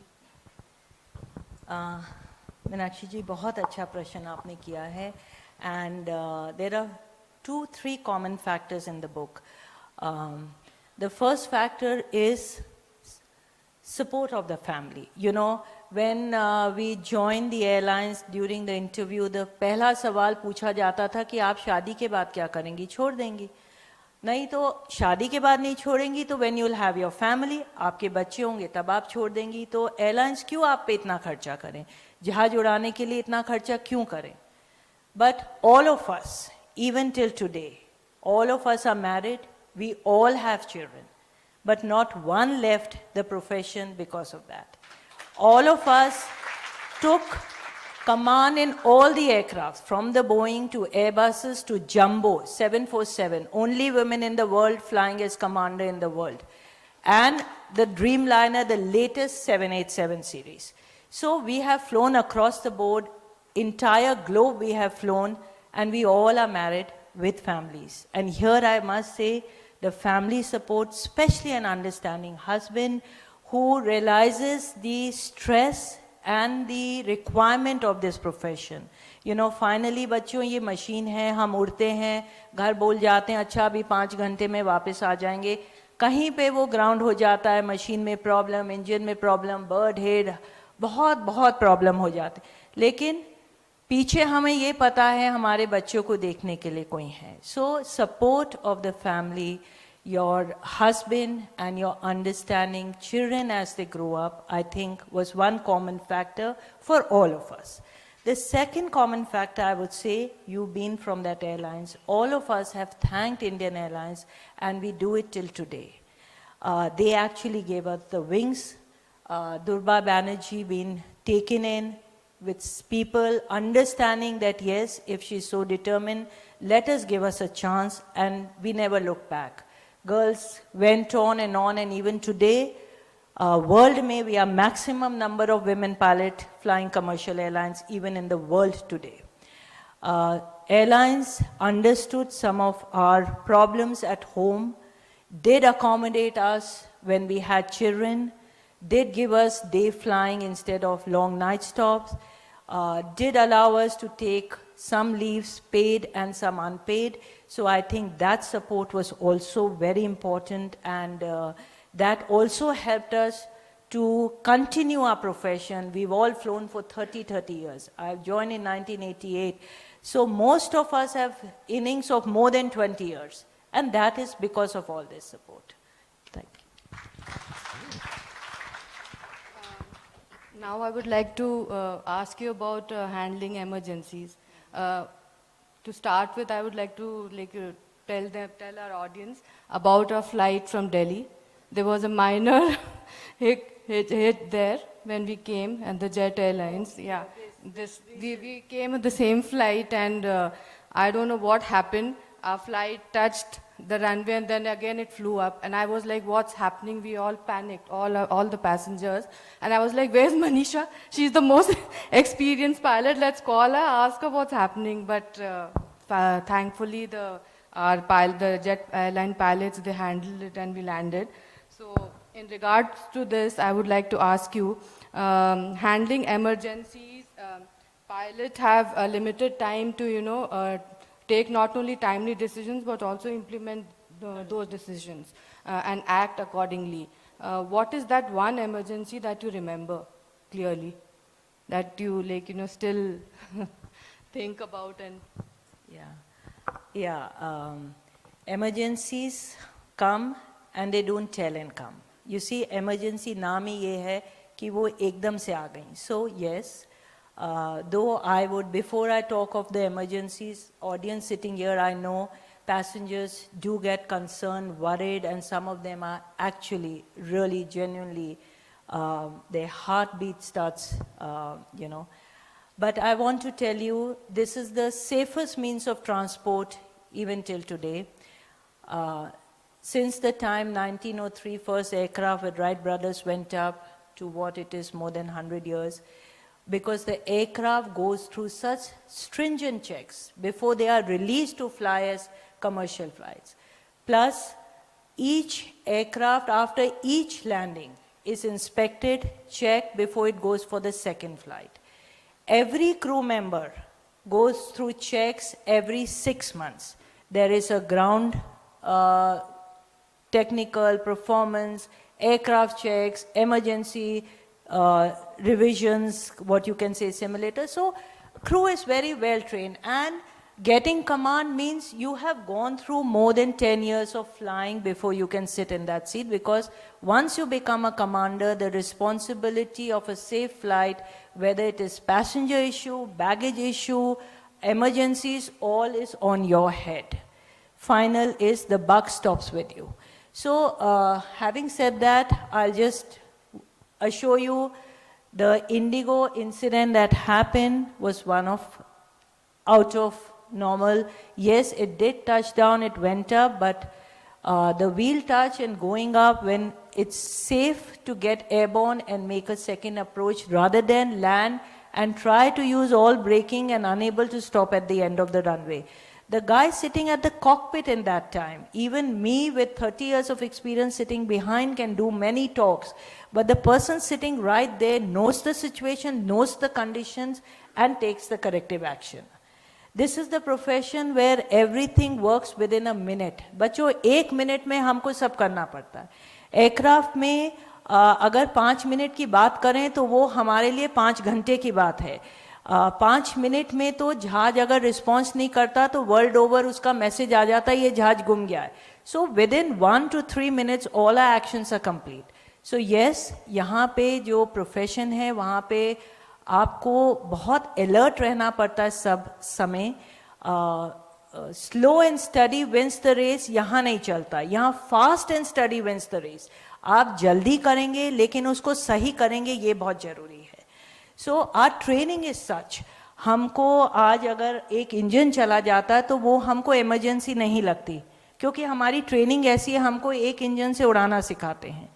जहाज में 2 इंजन लगे होते हैं, लेकिन हमारी सारी ट्रेनिंग ऐसी है कि हमको वो ट्रेनिंग में ही बोलते हैं कि आपके पास एक इंजन नहीं है, अब आप एयरक्राफ्ट को लैंड करके दिखाओ. सो ये ट्रेनिंग ऐसी होती है जहां आपको हर इमरजेंसी हर 6 महीने में प्रैक्टिस करनी पड़ती है, और उसमें अगर आप जरा सी भी गलती करेंगे तो आपको वो जहाज में फ्लाइंग नहीं करने देते जब तक आप उसको ठीक ना करो. आपके ऊपर दोबारा चेक लगता है, तिबारा चेक लगता है. इस तरह हमारी ट्रेनिंग बहुत स्ट्रिक्ट है. फिर भी कई इमरजेंसीज ऐसी आ जाती हैं जो बुक में नहीं लिखी होती हैं. कई चीज़ें ऐसी इमरजेंसीज आती हैं, आप सब कुछ पढ़ाया नहीं जा सकता. आपका एक्सपीरियंस और आपका हैंडलिंग आपको सिखाता है. मेरा ऐसा एक्सपीरियंस एक हुआ था during the early years of my career when I was still a co-pilot. मैंने वो बुक में भी लिखा है. मेरा बोइंग 737 में एक एक्सीडेंट हुआ था. नॉर्मली इंसिडेंट्स हम कहते हैं जिसमें हम थोड़ा सा कुछ हुआ, मीनाक्षी जी को पता होगा, incidents are little bit of, like Indigo का हुआ, wheel touch, he went around, did another approach and came back. That is an incident. But accident होता है जब जहाज कहीं ना कहीं से नुकसान जहाज पे हो जाता है और कुछ पैसेंजर्स जहाज से ना बच पाएँ या बचें तो उनको बहुत चोट लगे. वो एक्सीडेंट कहता है एयरक्राफ्ट एविएशन में. एक्सीडेंट के टाइम कॉकपिट वॉइस रिकॉर्डर और फ्लाइट डाटा रिकॉर्डर निकाला जाता था. पेपरों में आप पढ़ते हो ब्लैक बॉक्स, वो एक्चुअली ऑरेंज इन कलर होता है, लेकिन उसको ब्लैक बॉक्स इसलिए बोला जाता है क्योंकि वो एक्सीडेंट के टाइम निकाला जाता था। सो उसमें जो खबर मिलती थी वो अच्छी खबर नहीं होती थी, इसलिए उसको ब्लैक बॉक्स कहा जाता था। आज की डेट में 100% मॉनिटरिंग होती है। मीनाक्षी जी यहाँ बैठी हैं, उनने बड़ी हमारी मॉनिटरिंग की है। एक A to B की सेफ फ्लाइट पे भी हमारी CVR खोल के बोला आप लोग बहुत गपशप गलत मार रहे थे।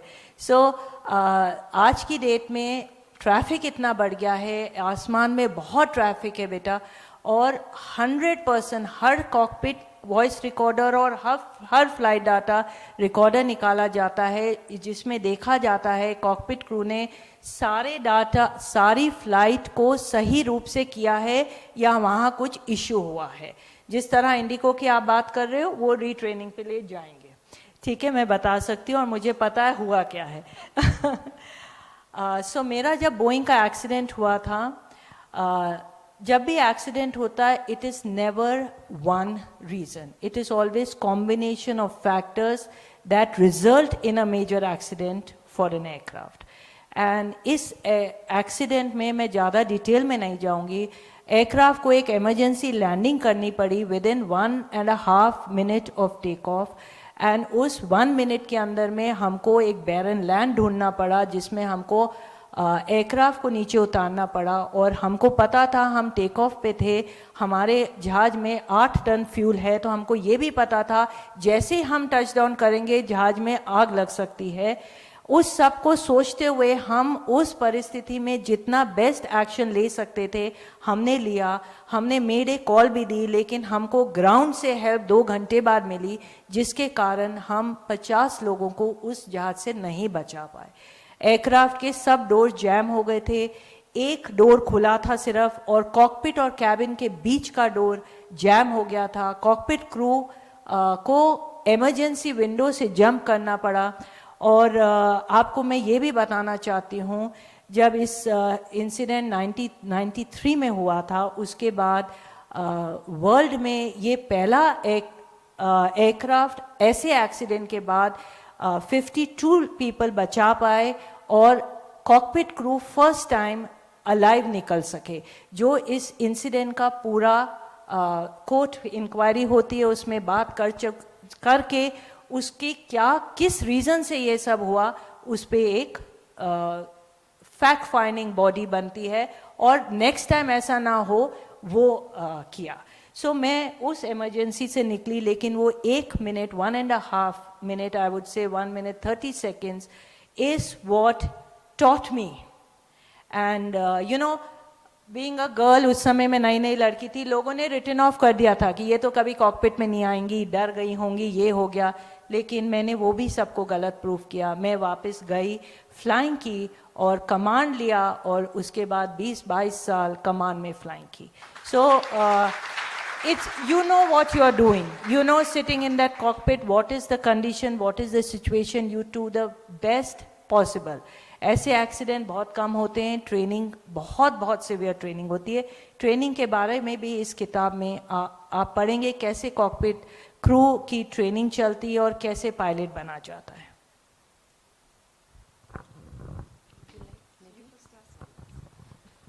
मनीषा जी, अभी आपने इसका शीर्षक बताया कि saris to stripes, and stripes, बच्चों आप में से कईयों को मालूम भी होगा, शायद ना मालूम हो। आप लोगों ने पायलट्स की यूनिफॉर्म देखी है? देखी है? हाथ उठाओ। हाँ, उसके ऊपर स्ट्राइप्स देखी है यहाँ पे काली कलर की। हाँ, तो those are the stripes, and वो आपकी बढ़ती जाती है जैसे आप उपाधि में बढ़ते हैं। तो मैं इनसे ये पूछना चाहूँगी, क्या स्ट्राइप्स केवल पायलट्स पहनते हैं? और क्योंकि फ्लाइंग थोड़ा एक अगर आप चाहें तो थोड़ा महंगा है फ्लाइंग की ट्रेनिंग, तो स्ट्राइप्स और किस किस तरह से मिल सकती हैं? और क्या हम स्ट्राइप्स टू साड़ीज में भी आ सकते हैं विद इन द एयरलाइन? क्या एवेन्यूज है एविएशन के for parents who are sitting here and for children who would like to join the aviation? So बच्चों, एविएशन में आजकल बहुत कुछ अवेलेबल है, बहुत कुछ बन सकते हैं। हमारे गोल्डन स्ट्राइप्स यहाँ पे, वो जैसे मीनाक्षी जी ने बताया, जिस तरह से हम अपने को इम्प्रूव करते हैं, पहले 1.5 से चालू करते हैं जब हम ट्रेनी पायलट होते हैं, जब हम रिलीज़ होते हैं फर्स्ट ऑफिसर वो 2 स्ट्राइप बनते हैं, फिर हम कुछ एग्ज़ाम्स देते हैं और कैप्टन का ग्रेड लेते हैं, तब हमारे 3 होते हैं, और जब हम कमांड में जाते हैं तो 4 स्ट्राइप्स होते हैं. अ 4 stripe person is a commander of that aircraft, and उसको हासिल करने के लिए it is like a big degree. हमारी डिग्रियां हमारे लाइसेंस के रूप में हैं, लाइसेंस भी उस तरह ही बढ़ता है, और हर स्ट्राइप के लिए हमको उतने ही एग्ज़ाम्स, उतने ही एयरक्राफ्ट ट्रेनिंग, उतनी ही सिमुलेटर ट्रेनिंग करनी पड़ती है. यस, फ्लाइंग एक एक्सपेंसिव प्रोफेशन है, इसमें फ्लाइंग के लिए बहुत खर्चा उठता है. कहीं जगह स्कॉलरशिप्स अवेलेबल हैं.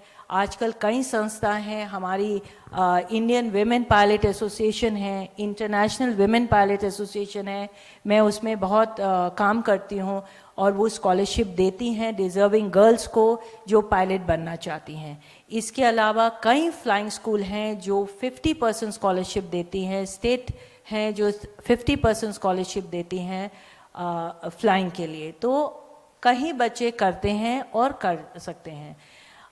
इसके अलावा हाँ, अगर आप पायलट नहीं बन सकते, और पायलट बनने के लिए आपको मेडिकली फिट भी होना पड़ता है. आपका अगर मेडिकली आप ग्राउंड हो जाओ तो आप फ्लाइंग नहीं कर सकते. ये भी बहुत ज़रूरी है. ये बिगनिंग से, before you start the flying school से आपका मेडिकल होता है, और till last day of your profession.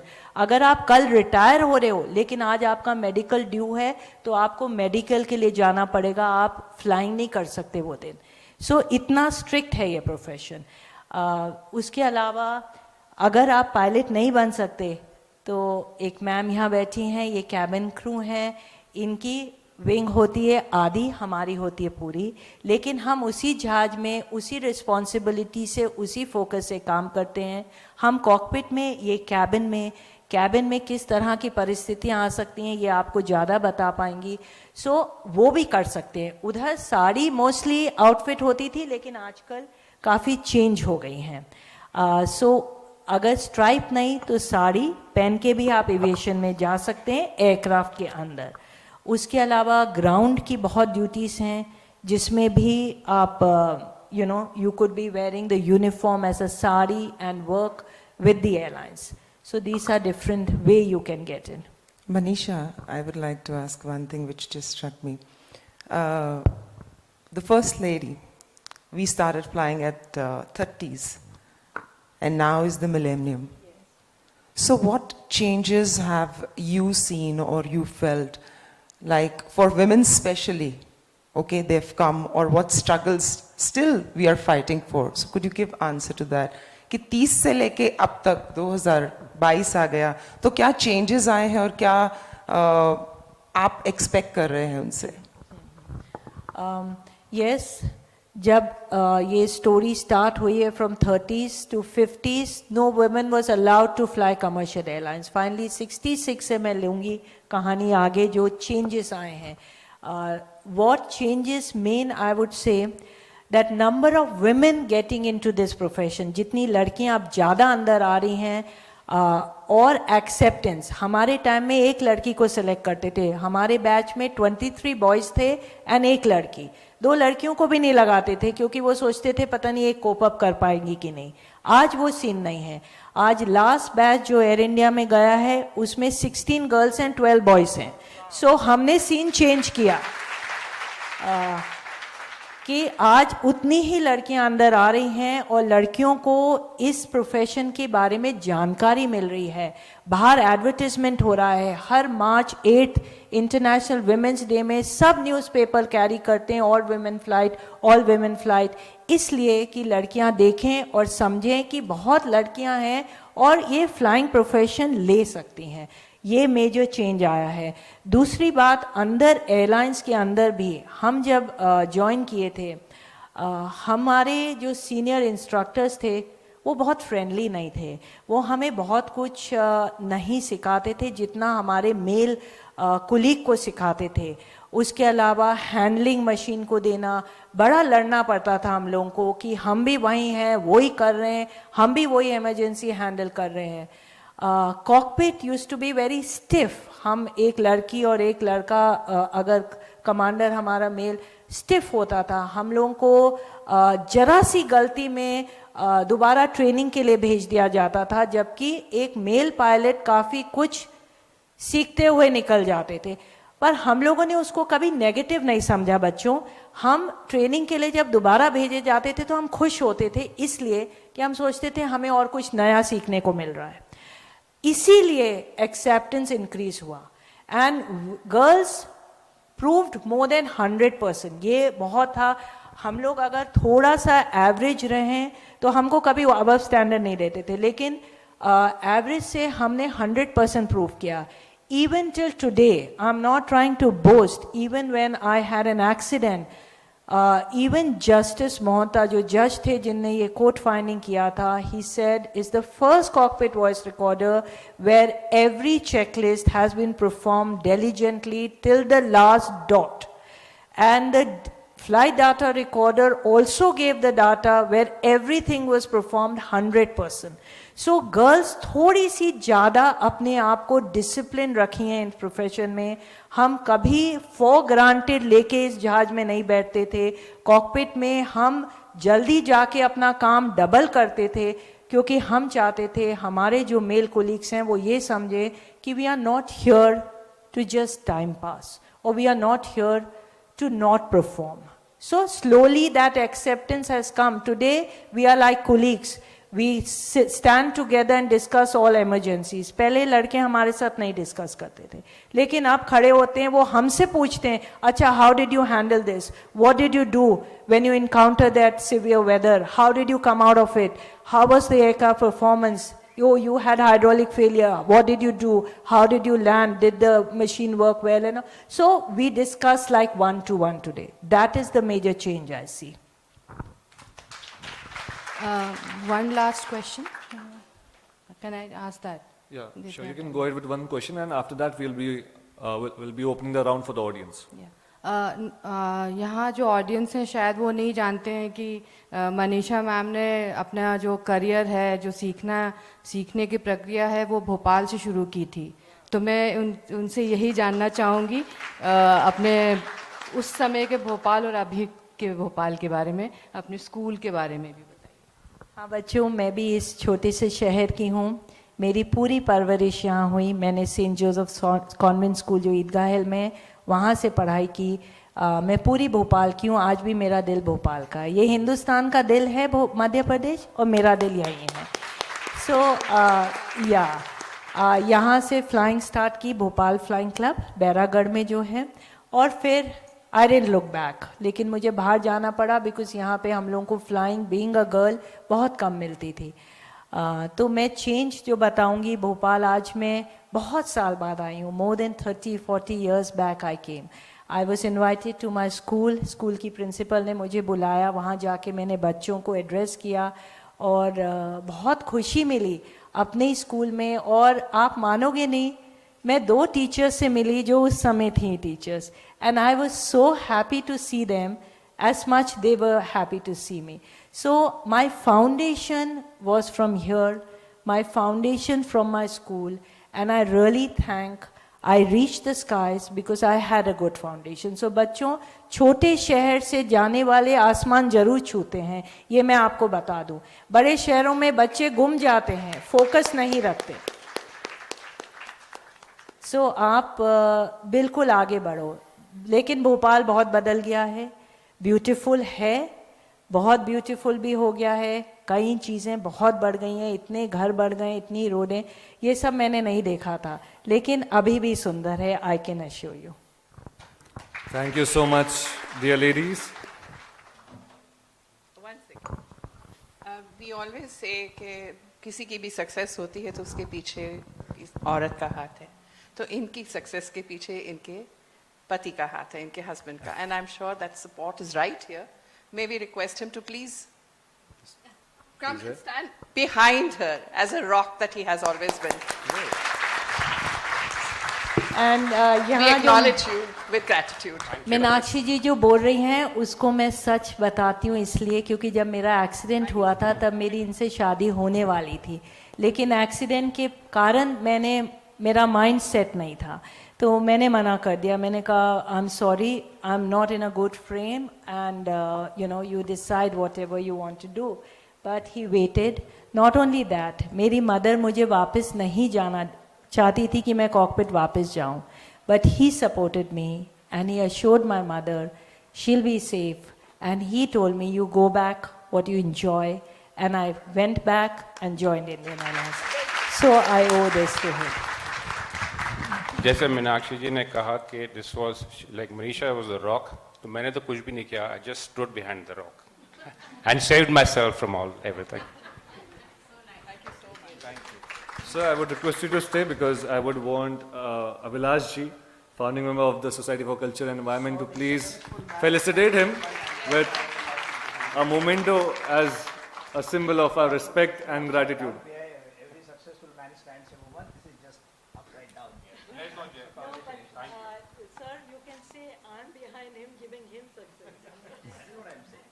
Behind every successful pilot, there is a man who is traveler and co-traveler. Thank you so much, dear ladies and gentlemen. And इससे पहले हम आगे बढ़ें, being an anchor, मैं liberty लेना चाहूँगा captain से एक सवाल पूछने के लिए. I am very curious to know, captain you mentioned about the black box. So मेरा सवाल ये है कि ब्लैक बॉक्स प्लेन में कहाँ सिचुएटेड होता है, and how is it possible कि प्लेन अगर तबाह भी हो जाए तभी वो ब्लैक बॉक्स बच जाता है एंड सिक्योर्ड रहता है. So what is it about? Yeah. So black box is situated at the tail, back this thing, and normal circumstances, the back of the aircraft is safer in all accidents. The front has more impact. That is why you find most of the cockpit crew never come out.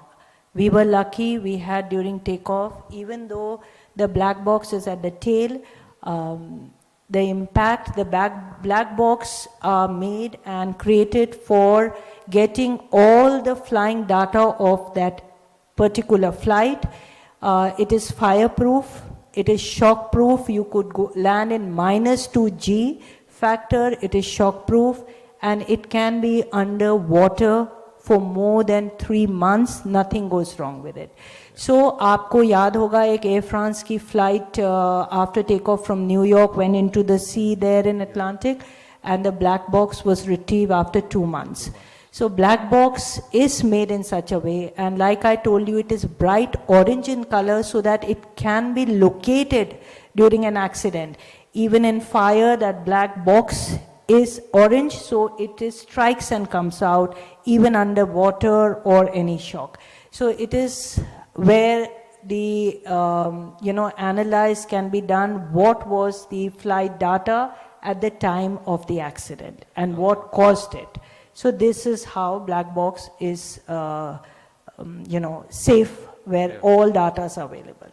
Thank you so much, Captain. And now it is more advanced with modernization. Pehले it was flight data recorder, FDR. Now it is DFDR, digital flight data recorder. So it has become more advanced today. Okay, certainly. Anyone from the audience, अगर आपके कोई सवाल हैं, आप हाथ खड़ा कर सकते हैं. Hello, ma'am. Ma'am. Please stand up. Ma'am, I'm Shikha Yadav, a media student from Jagran Lake City University. So, as we know that being in this field is quite prestigious. So, is there any story in your book which can inspire those women who come from poor financial backgrounds and have less opportunities in comparison to others? There is a story of Captain Sunita Narula. She was the first woman in the world who flew the flight from Delhi to San Francisco in 2017 on 777, the longest flight in the world. You know, Sunita comes from Karnal, a very small background. She is from a government school where she did her education. She could not speak English when she got into flying. And, but she kept herself on, and when you read her story, she used to be a national yoga champion of the country. When she was 9 years old, she was doing yoga and she was all over the news and paper. So her story title is From Yoga Mat to the Cockpit. When I met, Sunita is junior to me in the airline. She flies 777. And when I contacted her that I want to put you part of the book, her story is inspiring because being Hindi medium through and through, and this profession needs English. She started learning English after she got into flying, so she had finished graduation. And yet she didn't give up. She cleared all exams, she was perfect in her flying. So read her story. And she did get scholarship. Haryana government gave her scholarship, and when she joined Indira Gandhi Rashtradan Academy for her further flying, she was aided there also by Haryana government because she was a good performer and because the government understood that she can be what she wants to be. So with all that, when you are dedicated and determined, doors खुल जाते हैं बच्चों, बिल्कुल खुल जाते हैं और कहीं ना कहीं से आपको स्कॉलरशिप मिल जाती है. Let us move on to the next question. Next question, please. Yeah, I am Asma Rizwan. Manisha, do you think women are psychologically stronger? Because 2 years back there was this accident in the Alps where later it was revealed that a pilot had psychological issues. So do you undergo such kind of test, and do you think women perform better there? Yes, we do undergo psychological test. We have to go through many of the, things like that. I feel two things. Women are much calmer in the cockpit than men. This is with my experience. I cannot talk for all male and I cannot talk for all women. But during my long span of 30 years, I have found on many incidents during my cockpit experience that my captain or the co-pilot do react in a manner which they could actually be calmer, they would react better. I have noticed that. One is that, and I feel women by nature can handle multiple emergencies because by nature women, it's probably inbuilt with us, or we've seen it happening at home with our mothers, juggling and, managing husbands and children and house and everything. So by nature, we multitask ourselves, and by nature, we handle quite well, if put together, multiple things. And, this profession, you need to be very calm, because then your action is correct and your alertness is there. So I do feel, yes, there are times, and another thing which I felt, most of these commanders would be in too much of a hurry. Get burned, yeah. Women will go by, yes, no, let him come, let the this thing come and all. Hold close or I ask for startup. No, I would say no, let it close. It'll take 10 seconds more. But this is how I feel women are a little bit more calmer, and so they perform. We'll move towards one last question from Qureshi Saab. मेरा नाम SY Qureshi है. मेरे अगली panel मेरी है. मैं अपनी panel के टाइम में इंट्रूड कर रहा हूँ. आपने बताया कि आपके कल के एक्सीडेंट वाले उसमें मैं भी फ्लाइट में था. बाकी आपका लेक्चर तो थियोरी है. कल का तो बताइए. आपने कहा you know everything that happened. Please share with us what happened. Sir, आप बहुत एक्सपीरियंस्ड हैं, and everybody knows you. I would just say it in one line. Like I told ma'am, the guy sitting there inside, he knows the situation, he knows what is the corrective action. Sitting behind, I can analyze 5 things.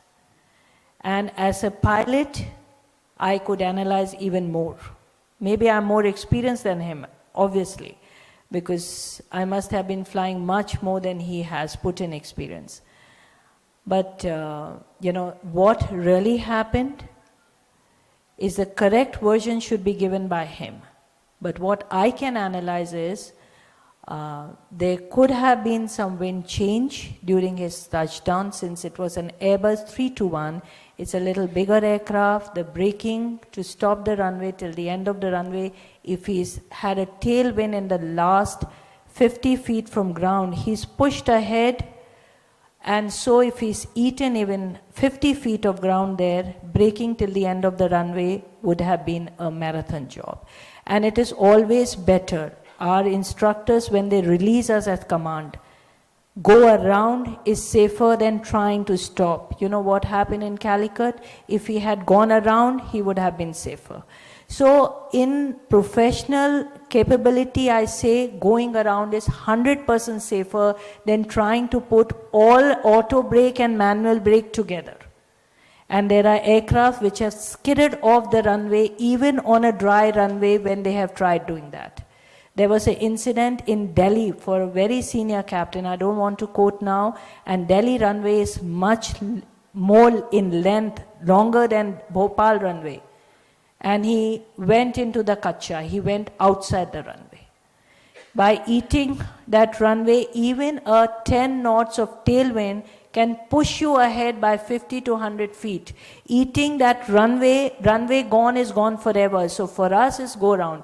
Maybe he could have taken off at that 50 feet, not given that impact of the wheel, where people got very, very nervous. So we don't know whether the tailwind made him push the wheel down or the wheel hit itself while going around. Because 100 feet to ground and 100 feet up is a very, very tricky situation. There are 100 safety issues at that time. And that time, the guys sitting inside in the controls have to be with the aircraft and ahead of the machine. Only then you can perform a correct action. And I think he did a marvelous job because he got airborne correctly. I heard the wheel go up, I heard the flaps go up, then it is all safe. You have no drag. And then the approach itself takes 10 minutes to come back. You can't just turn around and come. It's a full length approach. You have to climb a certain height. You have to turn. You have to bring your flaps down. So you need that height. You need the speed to come down. You will bring 1, 2, 3 flaps. Then you bring the gear down.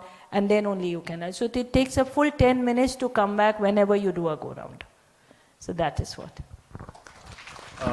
सही में थोड़ा वक्त कम है तो बस सही में एक आखिरी सवाल लेंगे चलिए, थैंक यू रघुराज जी से।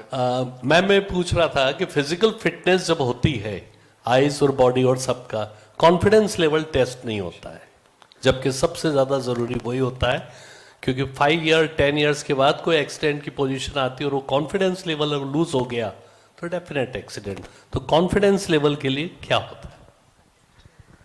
सर कॉन्फिडेंट लेवल तो हमेशा होता है। कॉन्फिडेंट लेवल मेडिकल फिटनेस से नहीं पता लगता। कॉन्फिडेंस लेवल के लिए हमारे जो इंस्ट्रक्टर हैं, जो हमको ट्रेनिंग देते हैं और रिलीज करते हैं, if you are not confident they pull you down in 1 second, you don't know. If my CVR also have an indication that somewhere I'm thinking whether this action was correct or not, I will be asked to go for a recurrent training. So like I said today, 100% monitoring. I was in the last few years, I took a voluntary retirement. I was in the flight safety, 100% monitoring. If my captain's speed went even 2 knots more below 10,000 feet, we would call them unless they inform us voluntarily why that happened. There are many times Dubai ATC would ask you speed, continue with high speed ATC requirement. We used to press a button which is an event button so that when my CVR and FDR is open, they will know that I am informing myself I did that because of ATC requirement. So confident level is there, and confident level is not through medical. We go through training, our instructors grill us, and if our performance is even, this is a profession where 70% is passing. If I get 69, I have to reappear for every test, whether it's simulator or ground or what. So it is a very, very, my last chapter is only this, behind the cockpit door. It seems like, seems like casual, picking up a bag, heading to the hotel to just sleep, because we just want to rest peacefully before our flight. And that is where I disagree that the confidence level test, it happens on every flight. Thank you so much, dear ladies, and thank you so much for such an interesting session. I would like to call upon Abhilash Khandekar ji to felicitate the authors and the discussants with a memento as a symbol of the love and respect on behalf of the Bhopal Literature and Art Festival. The memento is the mascot of the Bhopal Literature and Art Festival. It's a tribal painting made by Padma Shri Bhuri Bhai ji. A beautiful painting right there. जी हाँ, तालियां होनी चाहिए. For Captain Manisha Mohan ji. And we have mugs for our discussants. Smita Singh ji, Nidhi Shapikar ji, and Meenakshi ji.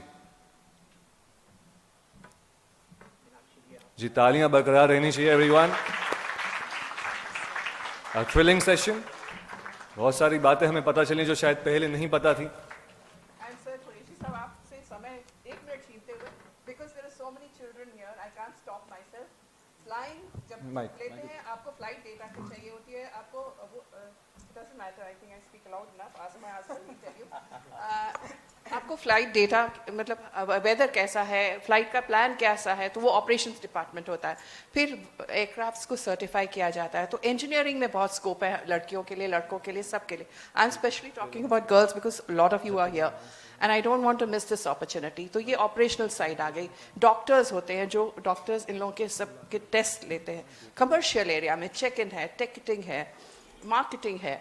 मतलब you can be in the operational side, non-operational side, you could be anywhere, you could be heading the region, you could be heading a department. हमारी director flight safety, Harpreet, was also a lady. So there is so much that you can do, but if you want to do, अगर आप एक ordinary life जीना चाहते हैं तो हम सारे के सारे जी रहे हैं. लेकिन अगर आप उससे हट के कुछ करना चाहते हैं तो आपको फिर हट के कुछ करना ही पड़ेगा. You have to be extraordinary, unstoppable. Only then you can achieve it like she has. So all the best to all of you. Thank you so much, dear ladies. And moving on, let me tell you about the third session. But yes, the quiz question should be present in front of you. Keep talking about this thing. So this title of this book is, I'm reading out the English version of the title. It means Ruler of the Earth. And this was the title given to this warrior king about whom Anuja Chandramouli, a writer of historical fiction from the southern part of India. She's written many novels. She has written about this. Who is this ruler of the earth? Who is she talking about? That's right. Congratulations. Come in front and claim your prize. Ashish. Ashish, you're getting, I hope you won't get more than one prize. Yes, the book, there's the book. What was the right answer? Prithviraj Chauhan. Prithviraj Chauhan was the right answer. Indeed. Great, moving on. Let me announce the third session for the day. It's going to be an interesting session. It is related to all of us. The title for this session is The Population Myth. And in action, you'll be witnessing S.Y. Qureshi Sahab in conversation with Dr. Sandeep Shastri ji and Dr. Manohar Agnani ji. मैं चाहूंगा जोरदार तालियों के साथ हम उनका स्वागत करें मंच पे, स्टेज पे.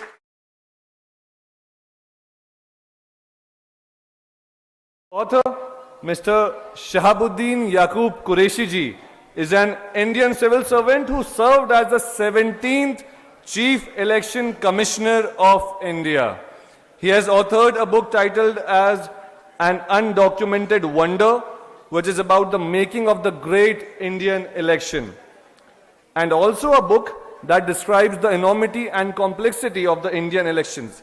He has also authored a book titled Old Delhi, which is based on the living traditions of Delhi, and it's also a coffee table book on the heritage city and its social and cultural life. His book, The Population Myth, reveals how the right-wing spin to population data has given rise to myths about Muslim rate of growth, which is often used to stoke majoritarian fears of a demographic skew. The author, S.Y. Qureshi, uses facts to demolish these and demonstrates how a planned population is an interest for all communities. I request all of you to stay seated as I go ahead with letting you know about our first discussant for this session, Dr. Sandeep Shastri ji. He is a political scientist who is the Vice Chancellor of Jagran Lake City University. He is also the author of a book on Lal Bahadur Shastri. Dr. Sandeep ji specializes in the study and analysis of Indian politics with a special focus on elections. A consultant to the United Nations, World Bank and the Forum of Federations, Dr. Shastri has delivered lectures in over 50 countries, and that is certainly inspirational for all the young minds here. As the second discussion for the day, we are happy to have Dr. Manohar Agnani ji. He is a health specialist who has written several books about public health. He holds a master's degree in international health from the University of Copenhagen, the capital of Denmark. He is a medical doctor by training and an IAS officer by profession. Currently, he is the urban secretary in the Union Ministry of Health and author of several books on public health. I would request the volunteers to please get in touch with Dr. Manohar. Is he not here in the room? Dr. Manohar Agnani, I would request the volunteers to please go ahead and let him know that his session is about to begin. The session is again titled as The Population Myth. Qureshi Sahab in conversation with Shastri ji, and we are awaiting Manohar Agnani ji. Sure, sir. Okay, then I would request the gentleman to please unveil the conversation.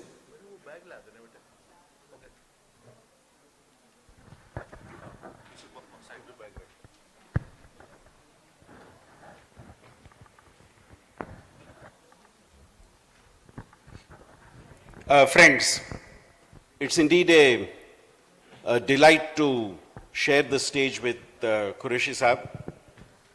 He is somebody, as an academic, I have watched for many years and saw the wonderful work he had done as the Chief Election Commissioner of India.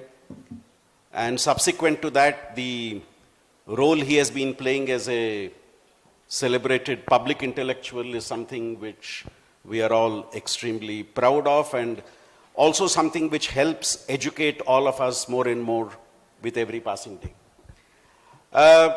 Qureshi sir's new book, The Population Myth, which you have come up there, it was a great learning experience to read the book, not just for its content, but for the style that he has adopted, the persuasive approach he has adopted, the non-confrontational approach he has adopted in trying to put points before us. My suggestion to Qureshi Sahab is if he could take some time in the beginning to maybe outline what he thinks are the most important elements of what he has tried to present in the book, and then maybe we could start off a conversation on the book, if that's okay with you. Yes, sure, that's what I prefer also. There is a PowerPoint, somebody is operating it. I'll take you through a very short PowerPoint. And can we start with that right away? Yeah. Now, are Muslims overtaking the Hindus? This is a question which is agitating the minds of most Indians.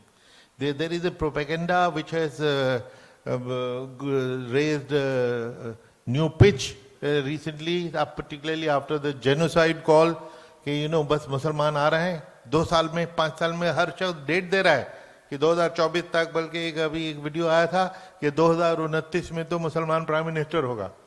उस पे हमारे एक leader ने हैदराबाद के उनको वो हिजाब वाला प्राइम मिनिस्टर भी बना दिया.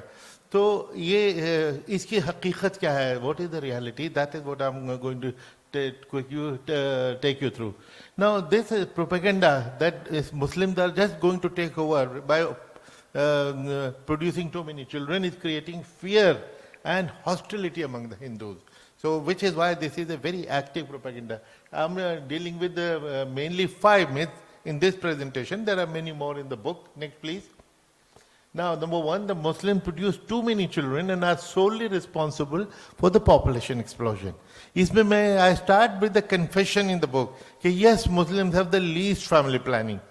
Only 45% of the Muslims have adopted family planning. And they have the highest TFR. TFR क्या होता है? Total fertility rate, which is the number of children a woman will bear in her lifetime. Now, अब इसमें TFR भी मुसलमानों का highest है. लेकिन अगली चीज जो नहीं बताई जाती कि सेकेंड हाईएस्ट TFR हिंदुओं का, second lowest family planning acceptance हिंदुओं की है, तो अगर मुसलमान बच्चे पैदा कर रहे हैं तो हिंदू भी बच्चे पैदा कर रहे हैं। सो उसमें परसेंटेज भी देखें, मुसलमानों का फैमिली प्लानिंग 45, हिंदुओं का 54, सिखों का इसके मुकाबले में 80%। एक ये भी कई बार उसको लिंक कर दिया गया है कि पेट्रियोटिज्म से जोड़ दिया कि जो बच्चे जिनकी कम होते हैं वो बड़े पेट्रियोटिक हैं। तो मान लिया कि सबसे कम पेट्रियोटिक मुसलमान है क्योंकि बहुत बच्चे पैदा करते हैं, लेकिन उसके बाद सबसे ज्यादा अनपेट्रियोटिक मुसलमान के बाद कौन हुए? फिर तो हिंदू हो गए। Is it acceptable to you? और सबसे ज्यादा पेट्रियोटिक कौन हुए? वो तो फिर सिख हैं। उनको पिछले साल में कितनी बार हमने खालिस्तानी खालिस्तानी कहते हुए सुन लिया। तो फिर 1951 का जो सेंसस था पहला, और उसके बाद 2011 का लास्ट सेंसस है, क्योंकि 21 का तो हो ही नहीं पाया, उसमें ये देखेंगे कि नेट इंक्रीज मुस्लिम पॉपुलेशन में तो 13 करोड़ की हुई, हिंदुओं में नेट इंक्रीज 67 करोड़ की हुई। तो कहाँ वो गैप कम होने जा रहा है, बल्कि गैप तो बढ़ रहा है। तो इसलिए और अब जो गैप है जो 26 करोड़ था 1951 में, वो 80 करोड़ हो गया है। Therefore the propaganda is wrong, false. Next please. Now Muslim population growth is upsetting the demographic balance. Again I start with this कि yes, to some extent the balance got skewed. 1951 में 84% हिंदूज थे, वो घट के 79.8 रह गए, 4.2% उनका decline हुआ। वो रीडिस्ट्रीब्यूट हो गया सारे कम्युनिटीज में, मेनली मुस्लिम में। मुसलमान 9.8 से बढ़ के 14.2 हो गए। लेकिन 60 साल में 4 परसेंटेज पॉइंट, 10% को 51% बनने के लिए 600 साल चाहिए। तो इसलिए यूं ही चलता रहे, कोई चेंज ना हो, तब 600 साल लगेंगे मुसलमान को 51% बनने के लिए। और यूं ही चलता नहीं रह रहा, things are changing very fast. Muslims are adopting family planning much faster than the Hindus, which is why the gap is narrowing. So next चलिए। Now ये देखेंगे, ऐसे एक और भी परसेप्शन है, जो जब मैंने ये रिसर्च शुरू की थी 1995 में, मुझे भी वो इंप्रेशन था जो आप में से बहुत को होगा कि अगर किसी हिंदू, एक तो सबसे पहले मैं माफी मांगता हूँ, हिंदू मुस्लिम इसमें जो आएगा ये मजबूरन करना पड़ रहा है, I hate to do that, लेकिन चूंकि ये टॉपिक ही यही है इसलिए बार बार हिंदू मुस्लिम फिगर्स आपको सुनने को मिलेंगी। 30 साल पहले national family health survey of 1, उसमें ये था कि the gap was not 8 children or 10 children, but only 1 child, 1.1, 30 साल पहले, और वो घट के आधा रह गया, 0.48, यानी आधे बच्चे से कम का गैप है हिंदू और मुस्लिम में। इंप्रेशन ये कि अगर हिंदू फैमिली के 2 बच्चे तो मुसलमान के 10 बच्चे होते हैं। ये सबको इंप्रेशन है, मुझे भी था, जो पढ़ने से रिसर्च से निकला। Next please. तीसरा कि ये ऑर्गेनाइज कंस्पिरेसी है मुसलमानों की, जानबूझ के बच्चे पैदा करते हैं, जो 4-4 बीवियां करते हैं ताकि ये पॉपुलेशन बढ़ा के पॉलिटिकल पावर कैप्चर कर ले। So on they are about to succeed within a few years. There are actually मैंने कोलाज बनाया है, जो इस वक्त टाइम नहीं था, किस तरह के प्रोपेगेंडा के बस 2029 का प्राइम मिनिस्टर मुसलमान होगा वगैरह वगैरह। सो सेकेंडली वही राइट विंग हिंदुओं से अपील कर रहा है कि तुमको भी 8-8 बच्चे पैदा करने चाहिए, वरना ये आगे निकल जाएंगे। फॉर्चुनेटली किसी हिंदू ने उनको सीरियसली नहीं लिया, वरना वो भी 8-8, 10-10 बच्चे की तलाश में हो जाते। मैंने एक मैथमेटिकल मॉडल बनवाया, professor Dinesh Singh, who was vice chancellor of Delhi university, great mathematician, and professor Ajay Kumar, वो इसको बिल्कुल क्लिंच कर देगा। नेक्स्ट देखिए, ये है मैथमेटिकल मॉडल के पिछले 60 साल में मुसलमानों की ग्रोथ ये है और हिंदू किधर जा रहा है। कहीं इससे लग रहा है कि मुसलमान बस ओवरकम करने वाले हैं 2 साल में, 3 साल में, 10 साल में, 50 साल में। ये देखिए, दिस इज द मॉडल, ये mathematical model, professor Dinesh Singh, Ajay Kumar, not my cousins. Next please.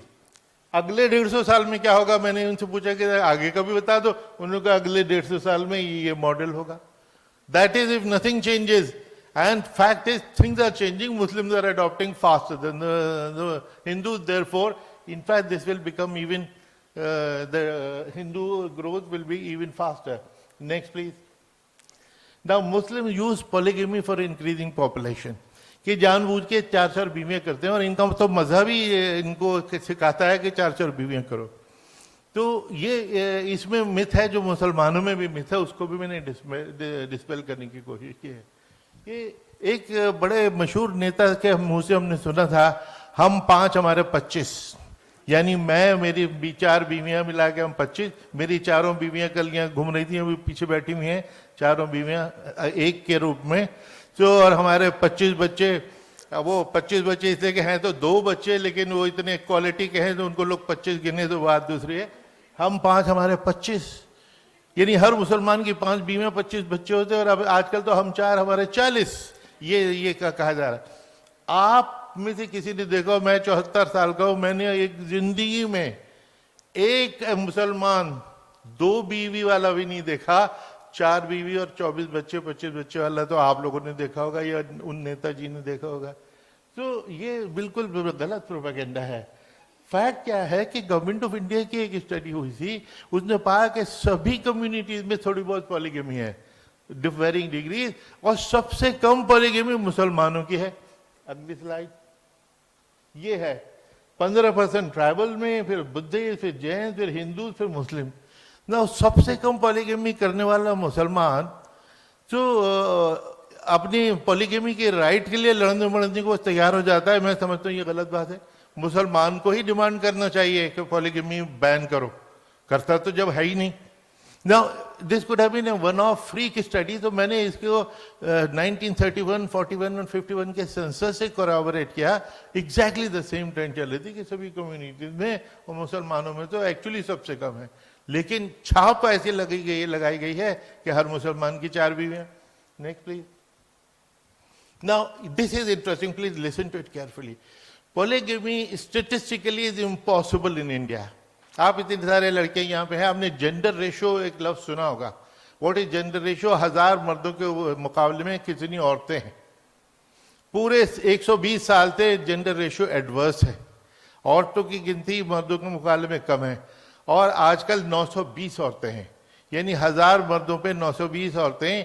80 मर्द ऐसे हैं जिनको एक बीवी भी नहीं मिलेगी, क्योंकि औरतें तो है ही नहीं। तो मुझे जब 80 लोग बैचलर रह जाएंगे तो मुझे दूसरी, तीसरी और चौथी कहां से मिलेगी? वो because statistically that is just not possible. तो वो 4 की 4 बीवियां कहां से आ गई नहीं मालूम। Now this is a myth जो मुसलमानों को चेंज करना चाहिए, कि मुसलमान अगर ये समझते हैं कि पॉलीगेमी मेरा राइट है, ये गलत है। कि कुरान शरीफ की एक ही आयत है पूरे कुरान शरीफ में 6000 आयतों में से जो पॉलीगेमी की बात करती है, और वो इस तरह के तुम 2 या 3 या 4 से शादी कर लो।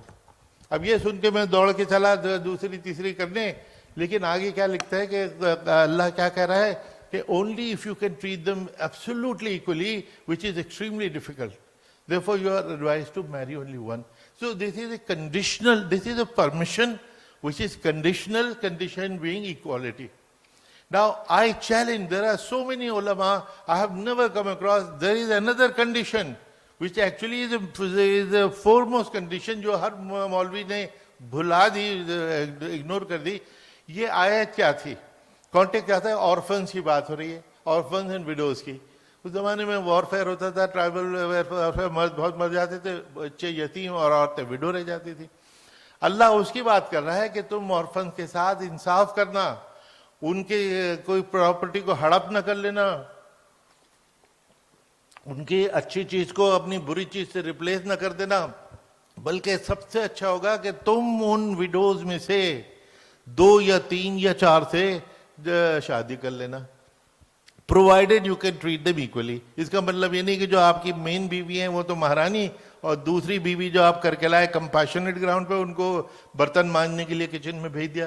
That is not intention. So this was for the rehabilitation of the widows and orphans, उस कॉन्टेक्स्ट में था। लेकिन आज आप हिंदुस्तान टाइम देखिए, हर एक को वर्जिन चाहिए होती है, विडो और डिवोर्सी की बात नहीं करते। नेक्स्ट चलिए, this is the last, Islam is against family planning. ये मुसलमानों को भी और हिंदुओं को भी और सभी को ये फीलिंग है कि Islam is against family planning.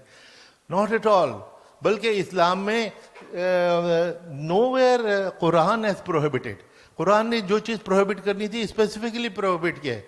शराब पीना हराम, इंटरेस्ट लेना, जो लोन वोन देते हैं हराम, किसी आउटसाइड मैरिज सेक्स करना हराम।